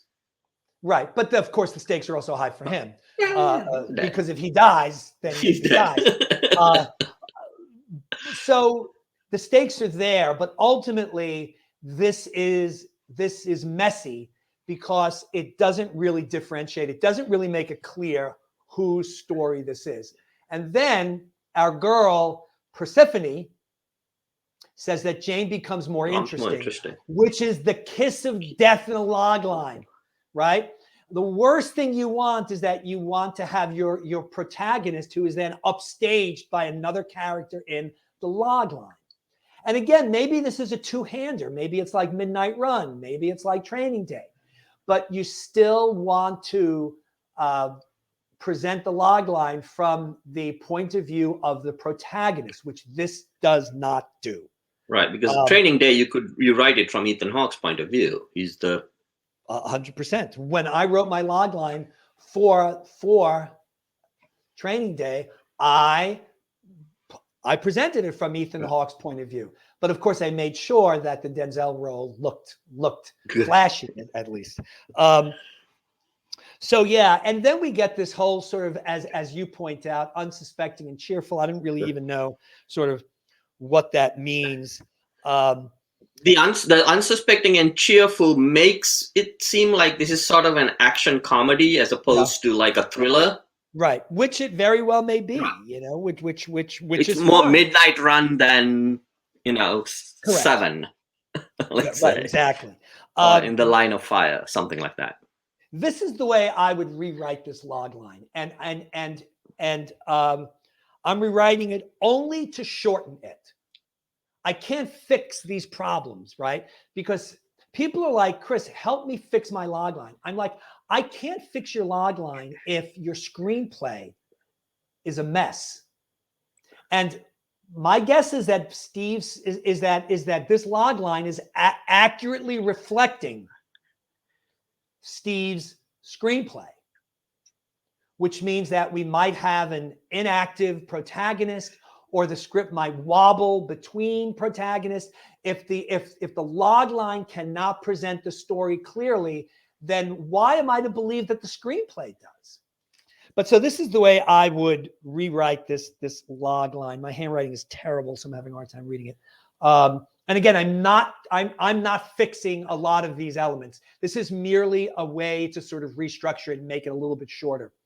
When a salesman is mistaken for a rogue FBI agent wanted by the Russians, he finds help from Jane, an unsuspecting and cheerful agent assigned to protect him. Now, that's still a terrible logline because the story isn't good. But you'll note that I tried to condense the beginning a little bit. When a salesman is mistaken for a rogue FBI agent, I leave out the stuff about who sold bad information for cash to Russians. I just don't think that we need that. When a salesman is mistaken for a rogue FBI agent, I think that says enough. Wanted by the Russians, he finds help from Jane, an unsuspecting, blah, blah, blah. So you see how you can economize your words by just finding better ways to say things. Don't get caught up in the minutia of your story. This is always an issue. You get caught up in the minutia. You get caught up in the details. You know, this is why I can sort of, you know, casually say after she's orphaned rather than all of this other stuff, because I'm not nearly as attached to these elements, which is what makes writing log lines, as we said earlier, difficult. Any questions? No, just. Okay, so remember, there's always exceptions to all of this stuff, right? There's no right way or wrong way to do anything. Your goal is to find a way to clearly communicate the basic dramatic elements of your story. Those three ingredients. Who is the protagonist? What does the protagonist want? Which is communicated via a goal, and what stands in the character's way. Those are the three elements that you want in a log line. You can play with that. You can mold it. It is malleable. And there are exceptions to all of this stuff. I break the rules often. But you do what you have to do to communicate your story. What you don't want to do is present a log line that doesn't communicate the movie clearly. And that is a problem with a lot of log lines. If your log line is missing any of those three elements, you will not be able to produce a log line that communicates your story clearly. All right, so we are done with the presentation portion. Oh, so that's it. What do you want, more, for God's sakes? So are there any questions regarding what we just reviewed before we go over your log lines?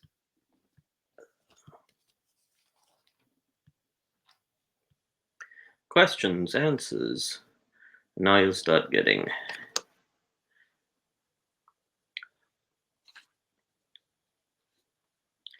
Nothing? Yeah, and I'm going to post 3 of the 4 log lines we missed yesterday. Okay. The 4th one, the person said she had changed it completely, so not to post it. So I will post the 3 log lines from yesterday. Okay, so now we are not going to do any live pitches today. We did that yesterday. So we're just going to take log lines and we're going to throw them up on the screen. Yeah. And, so this is the first one from Suzanne. Is that going to be in the comments?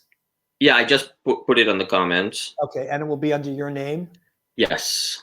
Okay. Oh, it'll probably show up as just user. Is it at the? Oh, all right. I put Suzanne Jakowski's name. Oh, you did. Okay. A Lovesick Homebody, that one.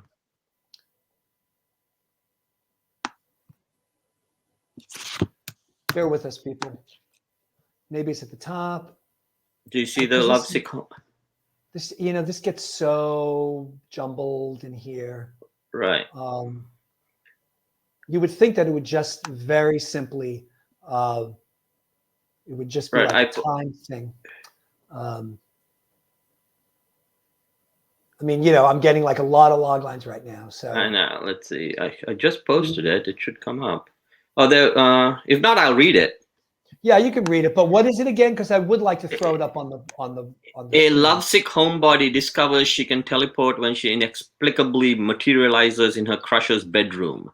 That one by Suzanne Jakowski. Oh, Suzanne Jakowski. By the way, I love Suzanne Jakowski. I do. She's my girl. And I don't mean that in a derogatory way. And where is I don't see this thing. It's so annoying. Sorry. I posted it again. See if it pops up. I don't know. Maybe these things aren't. I see it. Can you read it out loud? Yeah. It's like I want to be able to sort of. Oh, here we go. If I put it on private chat, can you find it there? Probably.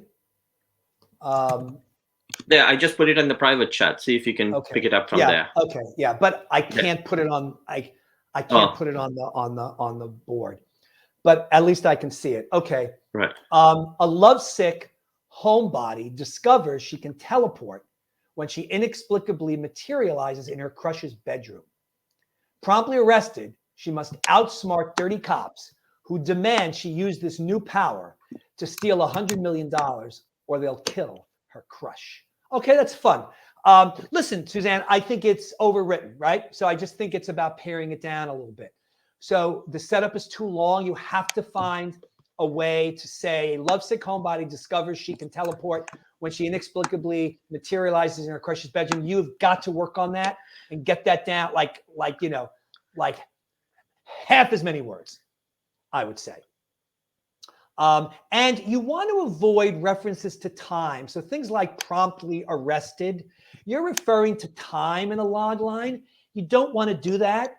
Because you're not telling a story. You're just presenting the basic facts, so to speak. Who's the protagonist? What does the protagonist want? And what stands in the protagonist's way? Now, yes, sometimes when you are dealing with the supernatural, you might have to have a little bit of a prologue, a little bit of a preamble in your log line to sort of explain the world. But this needs to be pared down and needs to feel more like a log line. So when I see something that says promptly arrest, again, this is almost like a step sheet. Right. It's like you're giving me the plot. And again, I wish everybody could see it, but it's like she must outsmart and she's got to do this. And it's really about finding a way to I can kind of it's long. I can kind of see what happens in the story. Absolutely. She teleports into her crusher's bedroom and dirty cops exploit her.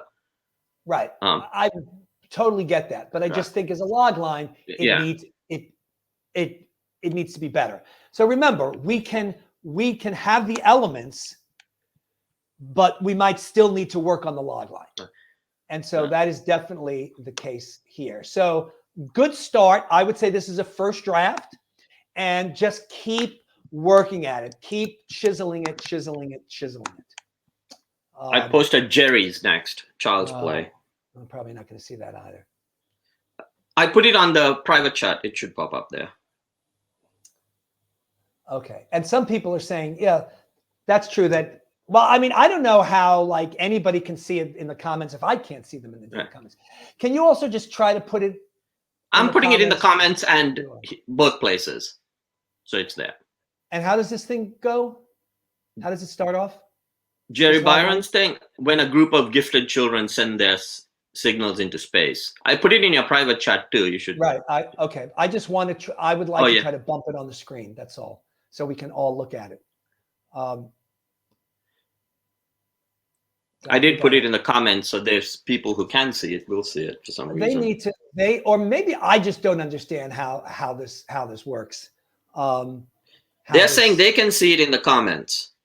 I can't. But again, something they're looking if they're looking at the comments, they might be looking at it on the Facebook page where everybody's identified.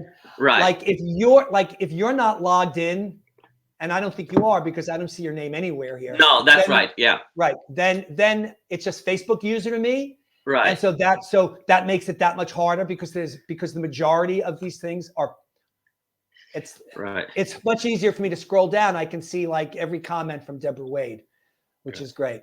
Yeah, so I'm a little disappointed that I can't see these. But all right, let's go to private chat because I really do want to share them. All right, Jerry Byron's Child's Play, Children's Action Adventure Logline. Again, now, like just looking at this, it looks long, I know.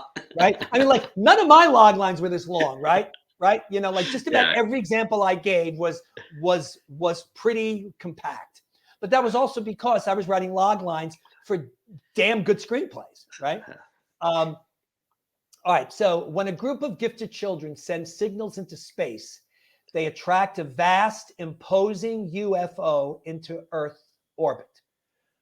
While Earth's government and military panic when the UFO stays silent. You see, it's like this is a pitch, right? It's like it's like writers want to pitch their stuff rather than just write a log line. Because to me, this is a pitch. This is not a log line. You know, even if it is one long sentence, it's too much way too much information. And it's not. It's at least 2 long sentences. While Earth governments and military panic when the UFO stays silent, the kids reboot an old spacecraft in their look. So look, like I have to stop. Who is the protagonist? What does the protagonist want? And what stands in the protagonist's way? Get rid of everything else. Start when we began this 2 hours ago. I said, think about your story and isolate these elements. Who is the protagonist? What does the protagonist want? And what stands in the protagonist's way? I would literally say, sit down on a piece of paper or at your typewriter and write down who the protagonist is. Write the protagonist goal, which you should be able to write in 5 or 6 words max if you're a screenwriter, and what the antagonistic force is. 3 separate elements. Take them and then, starting with those, craft a log line around them. That's the best way to I think, to start writing a log line. The problem is that people start with these complicated, they have these goals that are, they're like multi-level and super complicated. And I said last night, when you're writing screenplays, keep your goals simple. That's what screenwriting is about. You keep the core of your story simple. It's a seed. You keep it as simple as possible, and then you complicate it through the plot. But ultimately, those 3 ingredients that we need for the log line are simple. So to me, this is just, there's so much information here. Yeah, it's convoluted. And I mean, essentially, the whole thing is kids rebooting an old spacecraft to launch their own space mission. So there is Ramesh's log line, which is a better log line than that, which is just trying to tell as much story as you can. That's the thing. It's like, oh, no. It's like Chris has to have all this information. I got to give him this information. No, I don't need that information. Right. This is kids rebooting an old spacecraft to launch their own space mission to a silent UFO to avert a war. Right. It's ET meets war games. Okay, there you go. That's a great log line, Ramesh. And what I would say, of course, is that you single out who the protagonist is, right? So, Jerry, you have to single out the protagonist. So it's not a group of kids. It is a particular kid and his group of friends. Right, leading. So we pull out who that protagonist is. But there you go. That's the information that I need that Ramesh delivered, because he cut out all the superfluous stuff that is not necessary for a logline, because a logline is not a synopsis. A logline serves a very specific purpose. And so what you're trying to do is you are trying to alter the purpose of the logline, and then it defeats the purpose of the logline. All right, I'll try once again. Did you put... I put Antonia Romans up there. I see it in the private. Is it also I put it in the comments too, yeah. I mean, I'm literally not seeing any of your stuff. You know, Really? it might be just like maybe all of your stuff is being clumped together somewhere like in the middle, or Right. and again, because I can't see your name, I don't Right. I mean, I'd literally have to stop everywhere. But I don't see any of these, oddly enough. But we found a way around it at least. Okay. Yes. So here is a drama for a TV logline series. After her mother's deathbed confession, after her mother's deathbed confession that her biological rapist father is still alive, a rookie police officer is on a mission to find and kill him. All right. So we get it. Like, who is the protagonist? Right. It's this rookie cop. What is it that she wants to do? She wants to kill her biological father. And what stands in her way? Well, the law and the fact that she's a Right. cop. So that stuff is inferred. It's not said. So I'm sure that there could be a lot of other things, but it's there. So I'll read it just so everybody else can hear it again. After her mother's deathbed confession that her biological rapist father is still alive, a rookie police officer is on a mission to find and kill him. You could probably find a more a smoother way to say after her mother's deathbed confession that her biological rapist father is still alive. You could probably find, you could probably finesse that, present it with a little more panache so it doesn't feel like a mouthful of marbles. After her dying mother confesses. And yes. After her dying mother confesses. Yes, it's better, right? Because we get rid of deathbed and at least, right. but it's smoother. That her biological rapist father is still alive. Yeah, I mean, is there a easier way to say biological rapist father? Maybe not. You know, that just may be the most succinct way to say it. But overall, I say the logline works. Right. Yes, Ramesh, you agree? Oh yeah, it's what she has to do. Right, logline works. So I'm sure we have a ton of comments you'll have to go back into and find log lines. Okay, so those are the ones that we had missed yesterday. Right. Okay. So now to the new one. Folks, I'm going to be jumping around a little bit because that's just the way this thing works. All right. James J. Once in a lifetime fantasy dramedy, a rebellious actor dies and risks losing her immortality by breaking the afterlife eternal rules as she tries to return to the living to save her grief-stricken husband who's dying of heartbreak. Okay, so like I see this, I totally get it. I think it's a little wordy. Still, my guess is that you have worked on this, but I still think you can probably work on it a little bit more. My one sort of gripe might be that the goal feels a little vague, because she's trying to save her grief-stricken husband who's dying of heartbreak. I don't really know what dying of heartbreak means. To me, that's a little poetic, and I don't really know sort of what it means to save him. Right. If he's suicidal because she's gone and she's trying to stop him from committing suicide, then I can see that. The problem with this kind of situation is that we sort of need to understand what the plan is. Like is she going to, like, she's going to this is not a log line. She's going to facilitate him meeting another woman, right? You know, she is going to try to marry him off to another woman. Now you have a very specific goal. And I can very clearly see that. Very clearly understand what her plan is. I can even understand what that might look like as she has to, as a ghost, perhaps. Right, that Spencer Tracy movie. Remember that Spencer Tracy movie that Spielberg remade, where he comes back as a ghost, and he remade it as Always, but the one with Holly Hunter. Yeah. Yeah. My name is Joe, something like that. Again, it's about specificity, right? So the goal lacks a little bit of specificity, which means that it might lack the specificity in the screenplay. and that could be an issue. So a little bit of a red flag, but overall, I think the log line is solid. So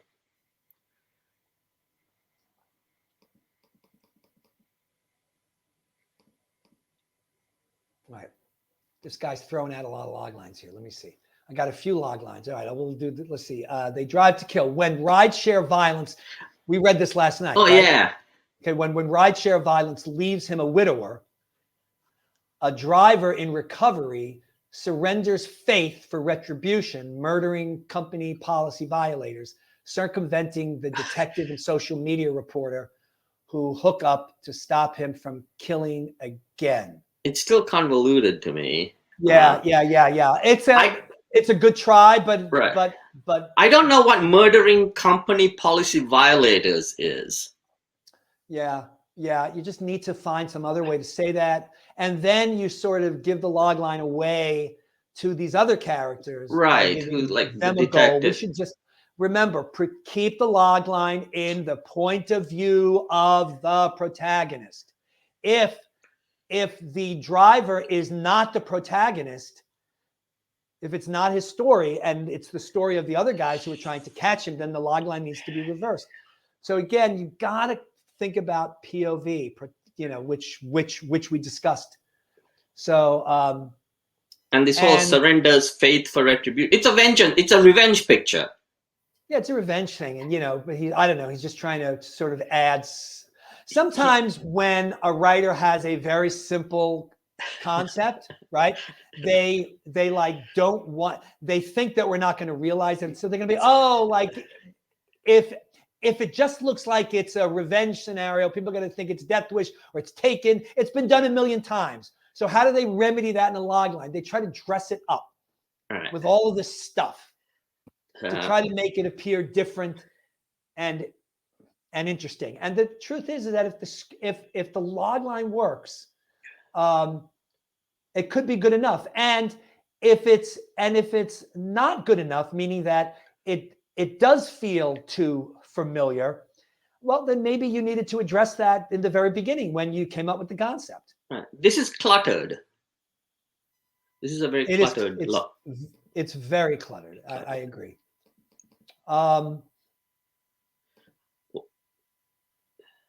Persephone, death of a mortal woman. After the suspicious death of her Roman general husband, a grieving widow's dangerous pursuit for justice pits her against a ruthless empire and the unchecked ambitions of those who will stop at nothing to make sure that she fails. All right, so this is a rewrite of the log line last night. And I think it's better, it's clearer, but I don't know if we need that last part, right, Ramesh? And the unchecked ambitions of those who will stop at nothing to make sure that she fails. We're assuming the ruthless emperor is going to make sure she fails. Yeah, because ultimately it's sort of it sort of feels like there's two. She's fighting two things, right? Yeah. How come this isn't? Are these unchecked? I should say, is this stopping at nothing? Does that define who the emperor is? And if it is, maybe you can just find an adjective. Maybe other than ruthless, or maybe ruthless and maybe two adjectives if you need to, as a way to get rid of that last part, which really sort of weighs it down. So again, it's all about rewriting, right? You just keep trying and trying. This is better than the one last night. Would you agree, Ramesh? Yeah, absolutely. Okay. Nice. So you've definitely made some headway.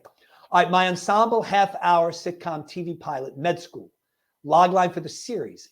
A diverse group of driven students study, panic, and cry through the grueling coursework at a Chicago medical school in their quest to become the greatest generation of physicians, educated during the pre-internet early 1990s. Okay. Now again, this is because it's an ensemble, we have different expectations. I don't go into every logline with the same exact expectations if I'm given some information. Right. And so I get the series. Right. I've seen this series, and yeah, I know what to expect. Okay. Is that like a dig, Ramesh? Oh, no. Like I know, like I can. I think here maybe sort of part of the the hook is that it's the pre-internet, pre-9, right? But that, but that could also be any medical school show that was made like in the 80s or the 70s or the 60s. Right. But regardless of that, and honestly, there is a lot of this when a person when you send your log line to somebody's not judging your log line based on the way it's written, like we're doing here. Somebody merely looks at this and says, is this a TV series or is this a movie? Right. That's what agents and managers and producers are looking at. We here on the Inside Pitch get into the weeds because we are trying to demonstrate an effective way to write log lines. But ultimately, people are just going to look at the log line and say, I get it or I don't get it. And I would say that if anybody read this log line, they would say, I get it. Yeah. Whether it sparked interest in them into where they wanted to read the pilot, that's a different story altogether. Your log line could work beautifully, but not spark interest in somebody, right, for a number of reasons. Right? Like they might have a similar project already in development. Right. So, or they don't like medical shows, or they don't. Exactly. Yeah. There could be a zillion reasons. Correct. Right. So I've met reps who's like, nah, we don't. I will not read a horror film. I will not read a horror script. Right. They suck. I hate them. All right. TSRTS. Is that how you're supposed to say that? I hope so. I don't know. Maybe this is short for something that's like over my head, but whatever. Or, it's like a piece of pop culture that I don't understand. Anyway, upon his release from prison in 1973, New York, a self-destructive stick-up man, desperate to begin a new life with his girlfriend, devises a plan to rob the world's most famous rock band, Led Zeppelin. Okay, I think this is a good line. I think it could probably be tweaked a little bit. But maybe sort of self-destructive stick man, desperate to whatever, I'm not gonna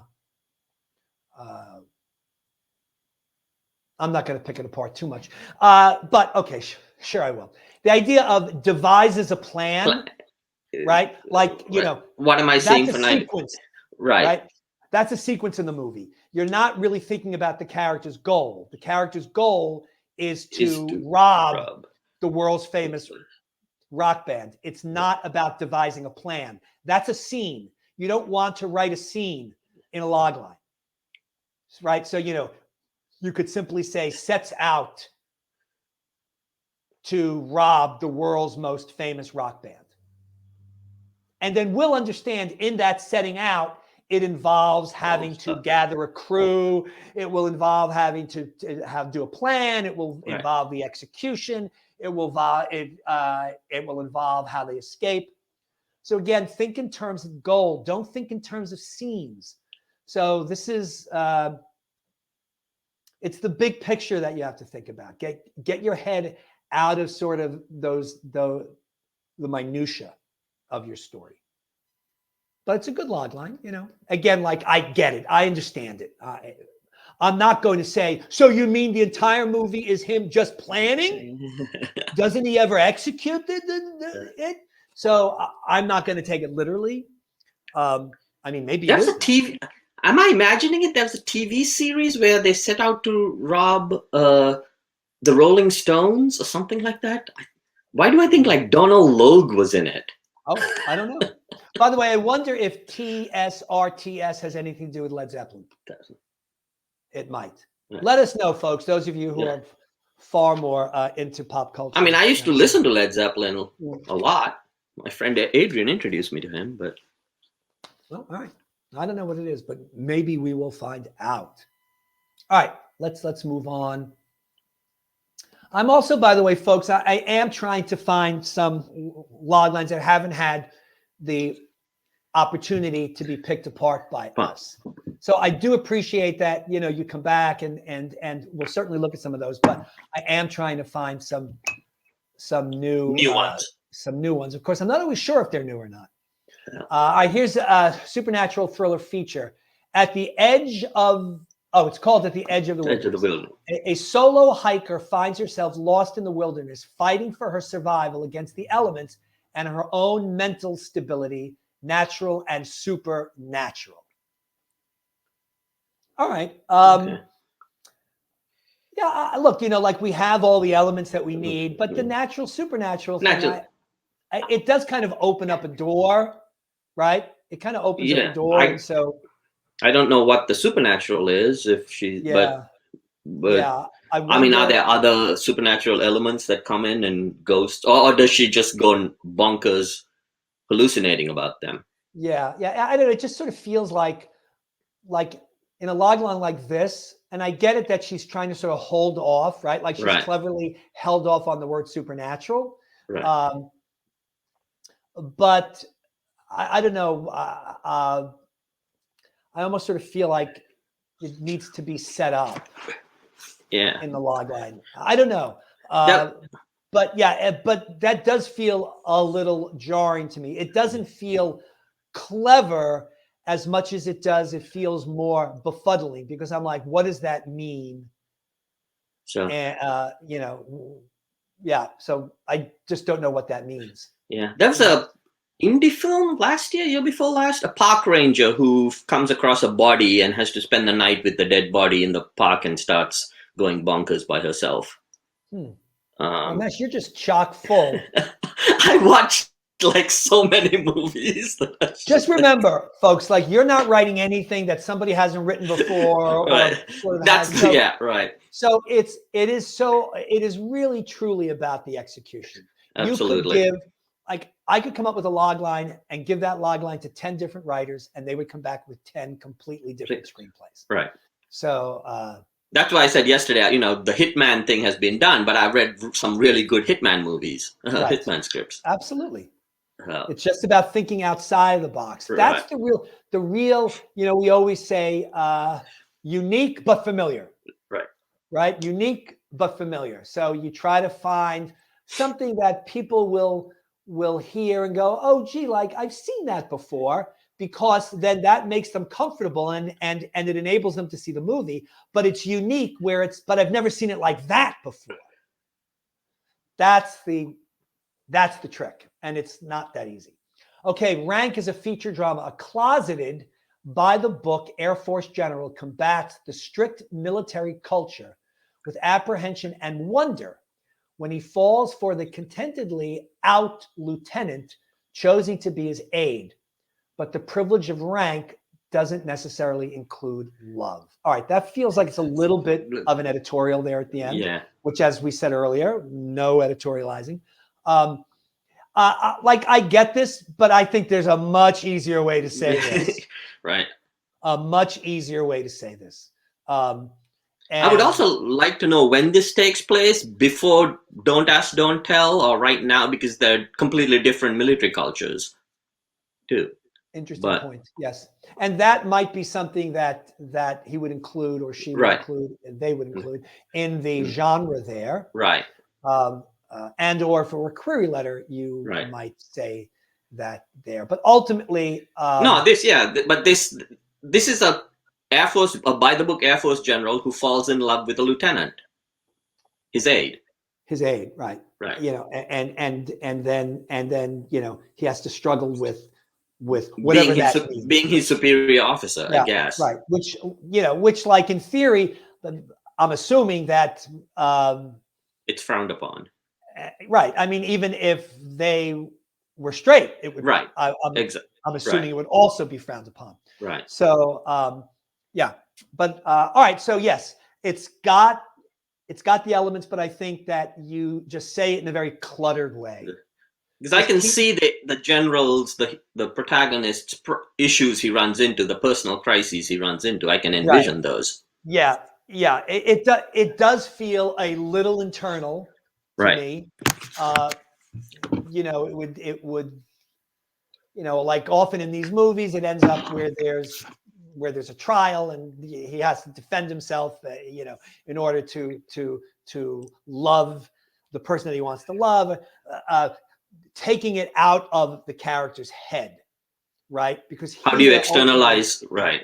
How do you externalize love, right? You know, Right. other than sex or kissing. In movies, you externalize it through a goal, right? And often it's about trying to get to the altar on time, or you know, trying to win back a lost love. But it's something that's more specific.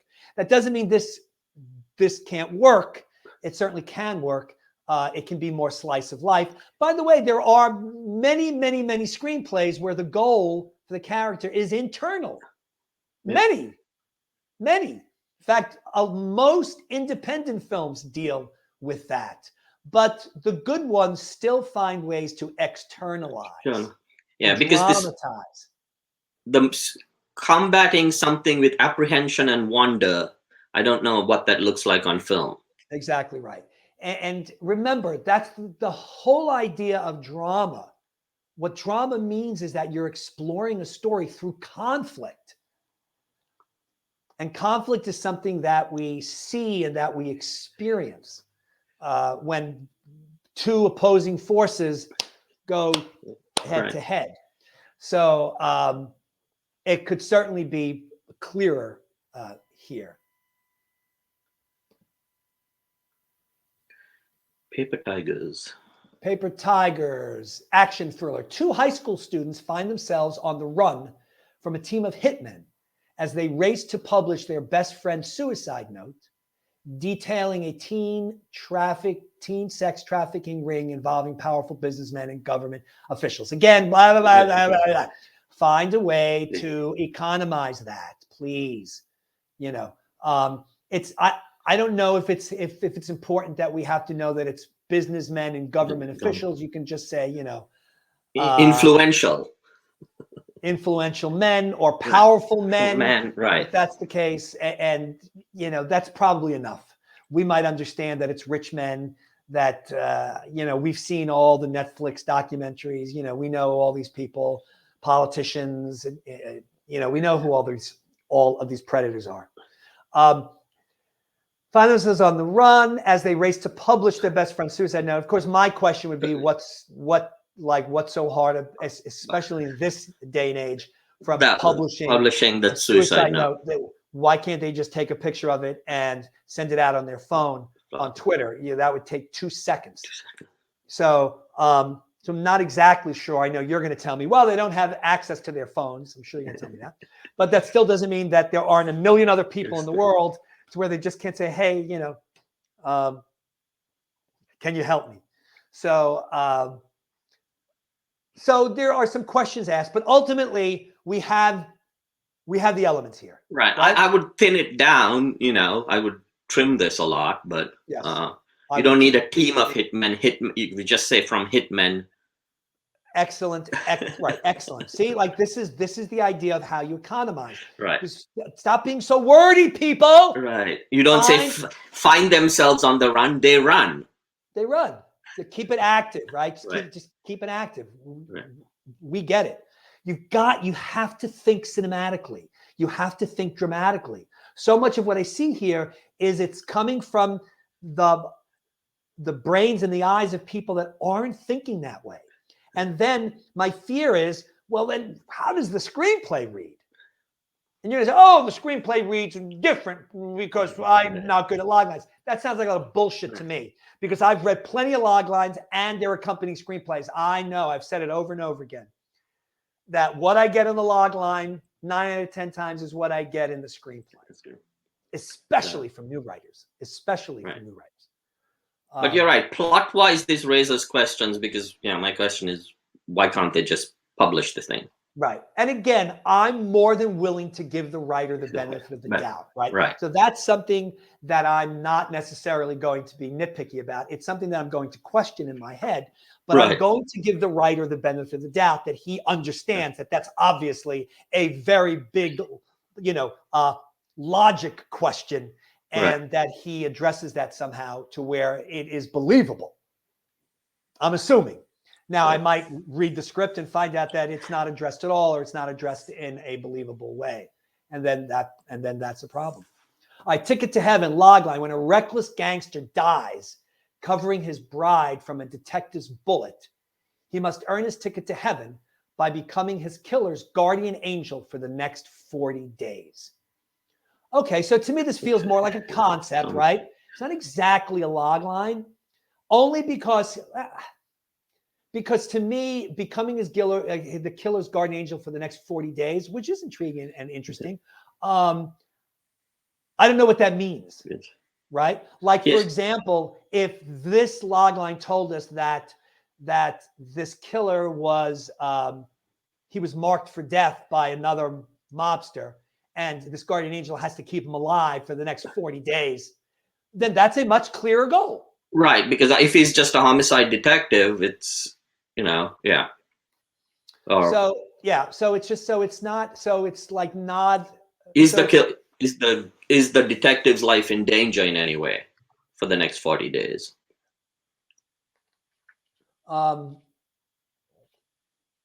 Yeah. Oh, you know something? I misread it. Thank you, Ramesh. Let me reread this again. When a reckless gangster dies covering his bra. Oh, okay, it's the gangster who dies. All right. Yes. He must return by becoming the killer's guardian angel. The killer is the detective.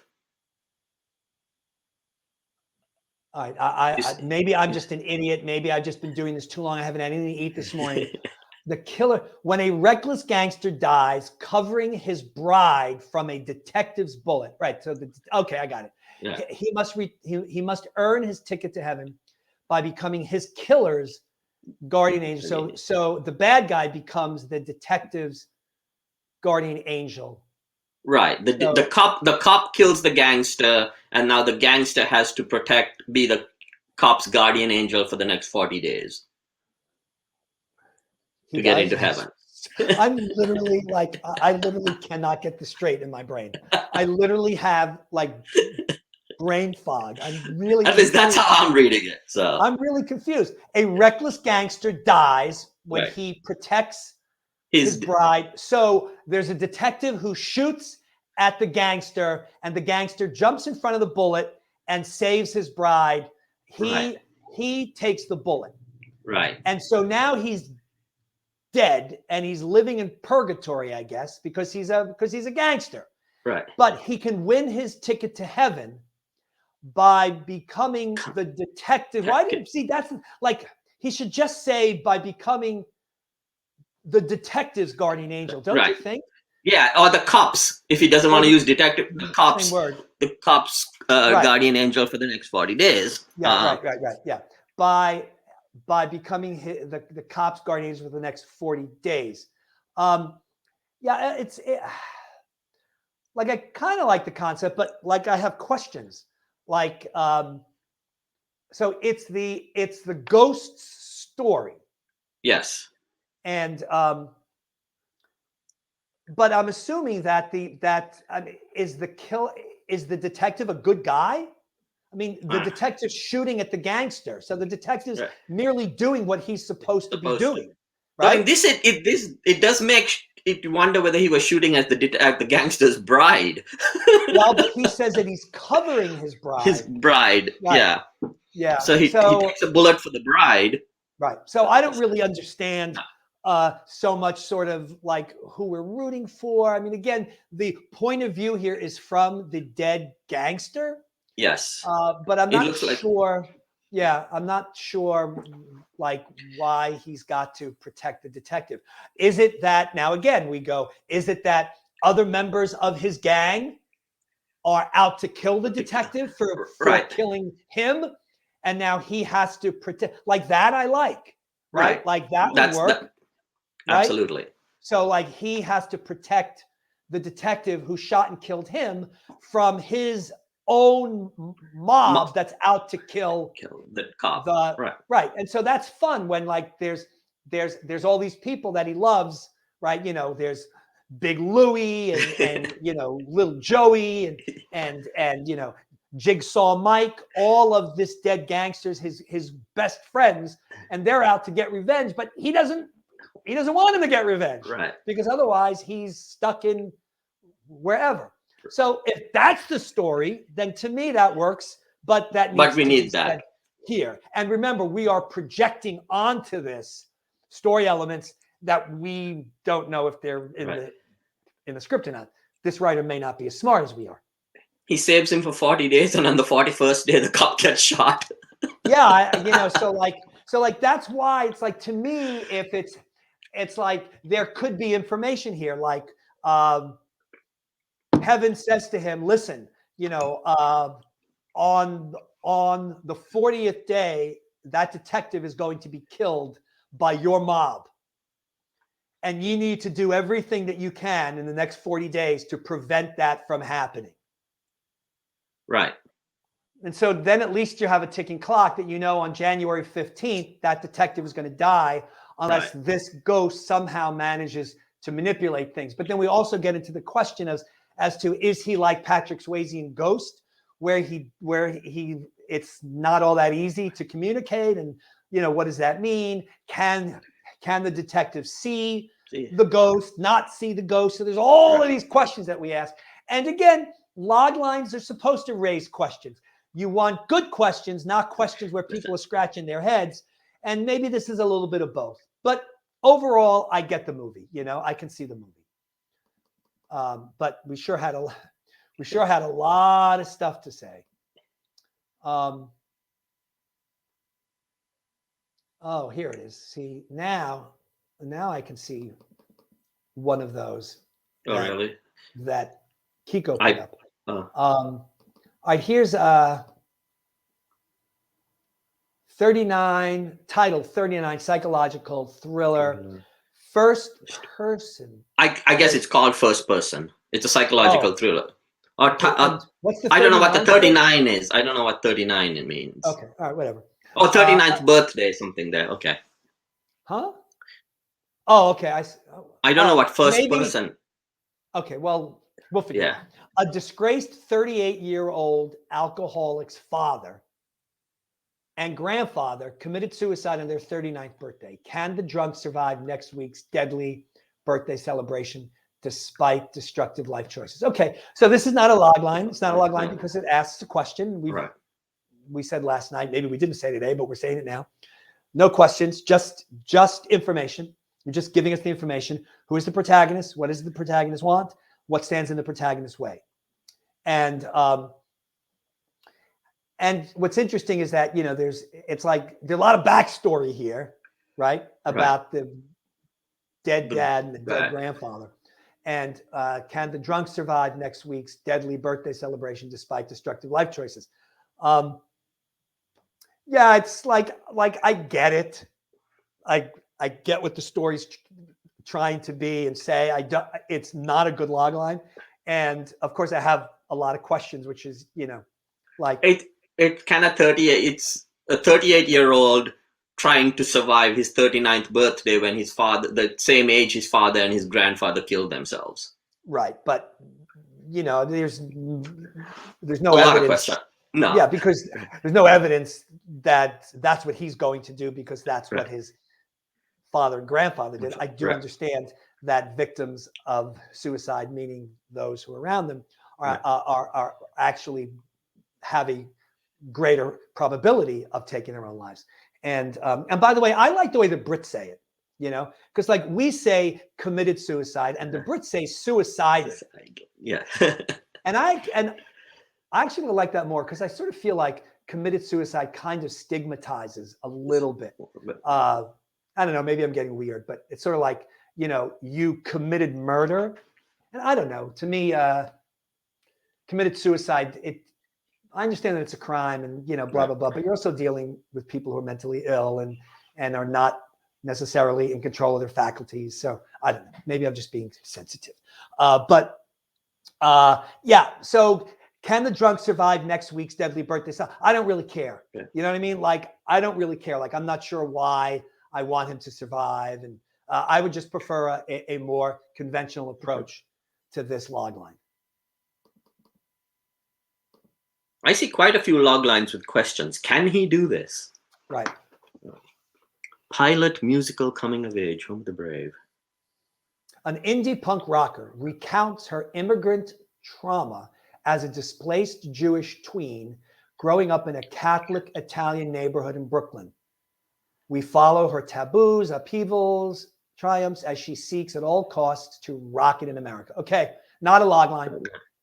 And is this the it's the pilot log line, but it feels like a it's series a log pilot. line. It's a pilot. Oh, you're right. Yeah. Something I missed that little word.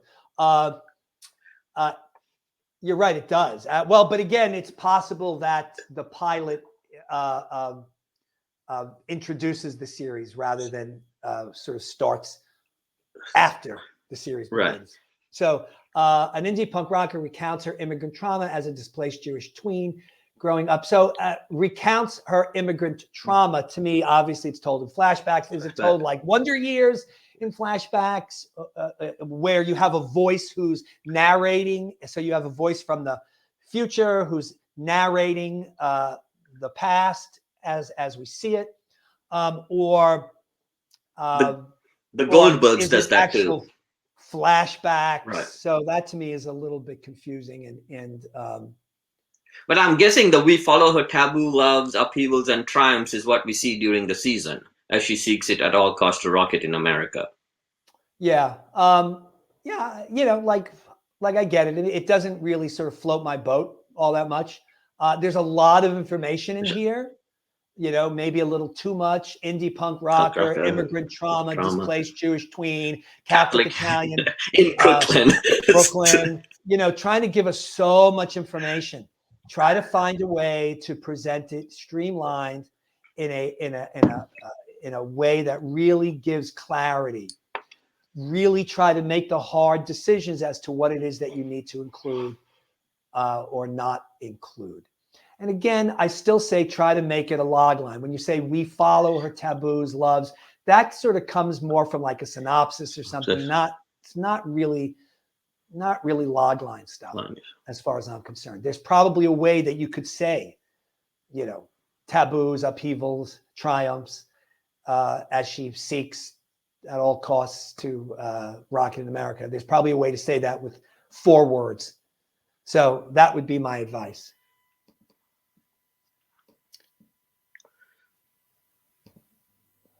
Under a crescent moon, narrative feature drama. A resilient nurse's aide struggling to make a better life for her and her daughter risks losing everything when she can't afford health insurance, and her shy middle schooler needs life-saving cancer treatment in class-divided rural America. All right, so again, this is one of those log lines that has everything that we need, but there's a much better way to write it. Right, and I don't know what it says. Struggling to make, risk loses everything when she can't. I would like to know what she does to lose everything.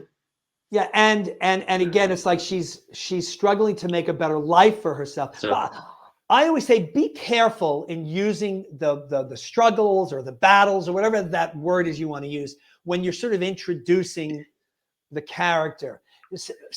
Save that word for the character's goal. Save it for the character's goal.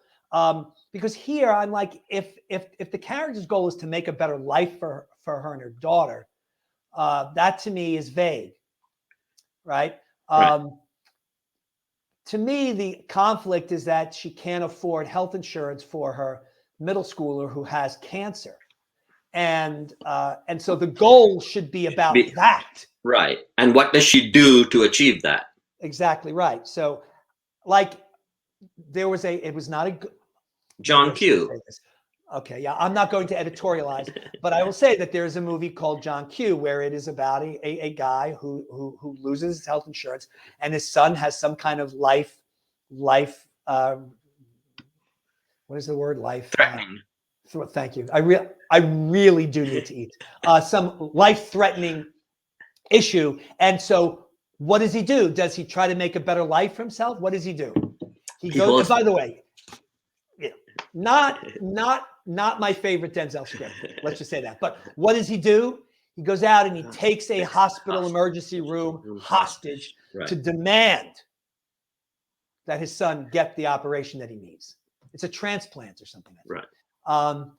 That's drama. That's how you sort of externalize, right? So he has a goal. His goal is to get his son the operation that he needs. How does he go about doing that? He creates a hostage situation. I mean, it's never believable because you never believe that he would kill anybody. Not my favorite movie, but always, of course, Denzel. Awesome performance as always. So to me, that's what we're missing here. I just don't know what it is that she does in response to this. Character has a problem. Listen again. Character has a problem. The movie is about what the character does to solve that problem. The character's problem, according to this log line, is her daughter has cancer. And what does she do to solve the problem? She tries to make a better life for herself. Does that make any sense to you? No. And so that's why this log line doesn't work. The elements are there, but they're not crisply delivered. Would you agree, Ramesh? Oh yeah, absolutely. If we knew I think the goal of making a better life doesn't match up with, or what she does, making a better life doesn't match up with her trying to save her daughter. Right. I mean, everybody is trying to make a better life for themselves. Right. Everybody on the planet is. And yet this character is faced with a child who has cancer, and then the script doesn't tell us what it is that she does in response to that. Right. So, all right, we only have a couple more minutes because we're ending at 1. So, anime faith-based, a teen angel in a cybernetic... we did this yesterday. Last night. Okay. Yeah. Is it different? A teen angel in a cybernetic wheelchair struggles with disturbing dreams while searching for an escaped school shooter around a mountain town, racing the devil in hot pursuit.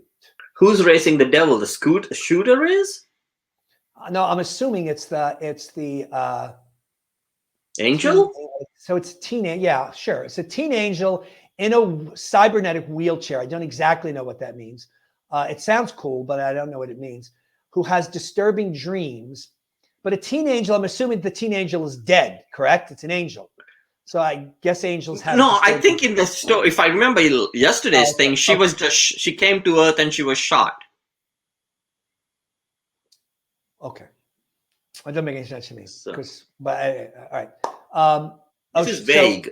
So an angel who, and something like, to me, an angel is somebody who's dead, right? And so right. This is like a faith-based thing, and maybe in this particular person's faith, they have a different definition of what an angel is. But I think like most people just think that angels are people who died and then they ascended. I don't know. So then how can they be killed, or they have disturbing dreams? I mean, if you're an angel and you have disturbing dreams, what's the sense of being an angel? If you're an angel who can be shot and end up in a wheelchair, what's the sense of being an angel? Doesn't make any sense to me. I don't want to be an angel. I want to be something better than an angel. It sucks being an angel. I can die. I can be rendered paraplegic. I can have nightmares. It sucks. Terrible. I think in this case, it's an angel who's a human. Yeah, whatever. That doesn't make any sense to me. I don't know what that means. I don't know the mythology. I just don't understand that. Human angel. But I do like the idea of somebody in a wheelchair who's like living around a mountain town, which sounds like it would be a little bit tough to get around. This is too vague for me. Some people, it says, are having disruptions. Some people are having disruptions, it says. John, I think many of us are having disruptions. Sorry about that for those who had disruptions. Did you see Shelly Hernandez's thing? Sci-fi logline? I didn't. I'm scrolling now. I'm looking for, all I can do is look for her name. Yeah. This is why, folks, if you can, you should register for StreamYard. It's not, they don't spam you. They don't do anything like that. It's just a way for you to be identified in my here, because otherwise you're simply a Facebook user. And our good friend Bob Ruffle, put one up too. It's just hard for me to find these things. I just don't know where everything is. So I think we just read Under a Crescent Moon. So I'm looking here. We read that one. I Here's oppose Shelley. I think this is what you're talking about. Yes. Something to Believe In is about a time-traveling metaverse star who must join forces with her future self in order to prevent AI from taking over the world. All right. You leave out, just in a log line, you don't have to say Something to Believe In is about, right? Because that's editorializing. Just say, write it in a way so you can just say a time-traveling metaverse star. Now, I don't really understand what a time-traveling metaverse star is, to be honest. So I don't know what that is. So that immediately puts your log line at a disadvantage. You've got to be clear to us, folks. Remember, this is going out to an audience. You have to think from the point of view of people who do not know your story, who do not understand your world. So I don't know what that means. And joins forces with her future self. Maybe a star is like, like in a movie star sense. But the problem is that you hear sci-fi, you hear time travel, you hear star, you literally think of like Twinkle, Twinkle, Little Star. Right. So I don't know. And I don't know I really don't know I can't envision what a time-traveling metaverse star looks like. I don't know what that is, correct. But she joins forces with her future self in order to prevent AI from taking over the world. Okay, yeah, so that's clear, but it's a little less clear with that first part. All right, it's 1 o'clock. Otherwise, we could go on forever. All right, I'll do Bob. Let me do Bob. Genre comedy TV pilot. When WOKE, woke protesters, kidnap a Hollywood story editor in order to create a cancel culture message on TikTok Live, their rising comedic leader struggles to produce a trending viral video before the cops bust their Revolution Live stream. All right, it's a lot of stuff here. So WOKE is that supposed to be like the station? Is that when woke protesters? So I don't quite understand the use of the W period O period. Right. Protesters kidnap Hollywood story editor. No, but by the way, nobody would ever kidnap a Hollywood story editor. like the least interesting, least important person to kidnap. In order to create a cancel culture message on TikTok, their rising comedic leader struggles to produce a trending viral video before. I think the problem with this, just sort of as a concept, and it is a little garbled, but also as a concept, it's sort of, there's like TikTok Live, viral video, and Revolution Live stream, and it's like, I want to know what's happening in this movie, right? It's sort of like writing about writers, because then you're spending a lot of time with like in the writer's head as he's writing his novel, and this is sort of what this feels like. There's too much of sort of social media in here, which I'm not sure how that's dramatized in the story. Right. This is essential. From what I can gather, is the leader of this group has to create a viral video before the police bust them down, before the police bust them. Okay, and so why can't they just like do that immediately? Produce it. Right. Yeah. So there might be an idea here, but that doesn't work for me. And also, I'm not sure, because this is a I'm not sure what the show is, because it's a TV pilot. So this is the episode of the pilot. It might have been interesting to see what the series logline is, because but even if this is just a self-contained episode, I can understand that. But if this is sort of a representation of the series, I'm not sure that I understand how this goes into several episodes. Yeah, or even a season. So all right, Ramesh, we could go on all day. We did yesterday. I think we have paid our dues. I think we have tried to prepare you all for our logline pitch contest. So, which is what this was really about. So go to the guides tab at the top of the page if you haven't done so yet, and read the rules or the guidelines of our contest. Tonight at midnight, you can start entering your log lines into our contest. You will do that by sending an email, 1 email per log line. Yes, and we have gotten before several log lines in an email. Yes. Yeah. Don't do that, because we'll pick one log line if we even do that, because it screws up our judging system. Right. 1 log line per email. With the email, if you want to put the title in the subject line, if you have a title, you can go ahead and put the subject in that email, and also be sure to include the genre and the type of script. Is it a feature? Is it a TV pilot? Let us know what it is, and then the log line, and that's it. And if you're sending it for a TV thing, say whether the log line is for the TV series or the TV pilot. Pilot or series. So just be specific on the type of script that it is and the genre. And then you will send that to tiploglines@att.net. Again, go to the guides tab and just read everything there. And there'll be more information over the next, I think it's the next 2 weeks that we're accepting entries. Yeah. Is that right, Ramesh? Yeah, something like that. Oh, yeah, actually, is it 2 weeks? Okay. I think it's 2 weeks, yeah, because I think it goes through Halloween week and then through almost the first week of November. So yeah. So you've got 2 weeks to brush up your log lines, taking the information that we discussed today and utilizing it. Go back and watch if you have to, and get that log line in good shape. Remember, the winning log line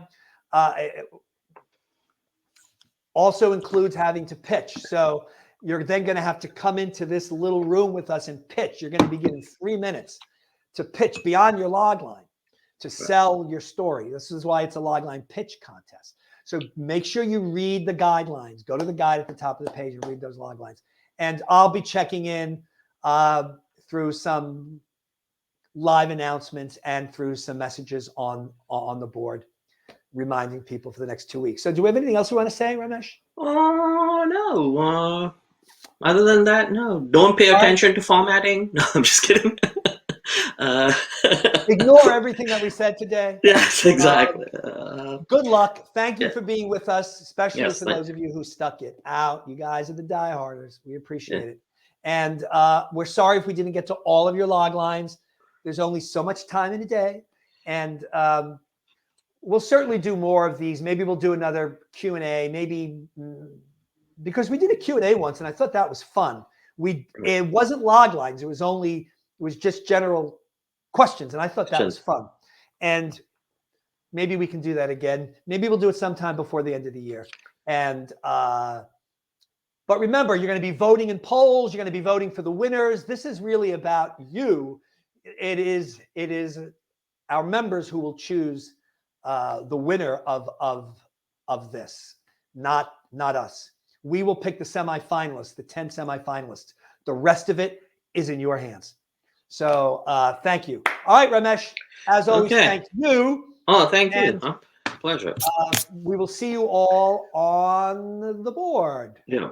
In the group, whatever you call it. In the inside pitch. In the inside pitch. Thanks, everybody. Have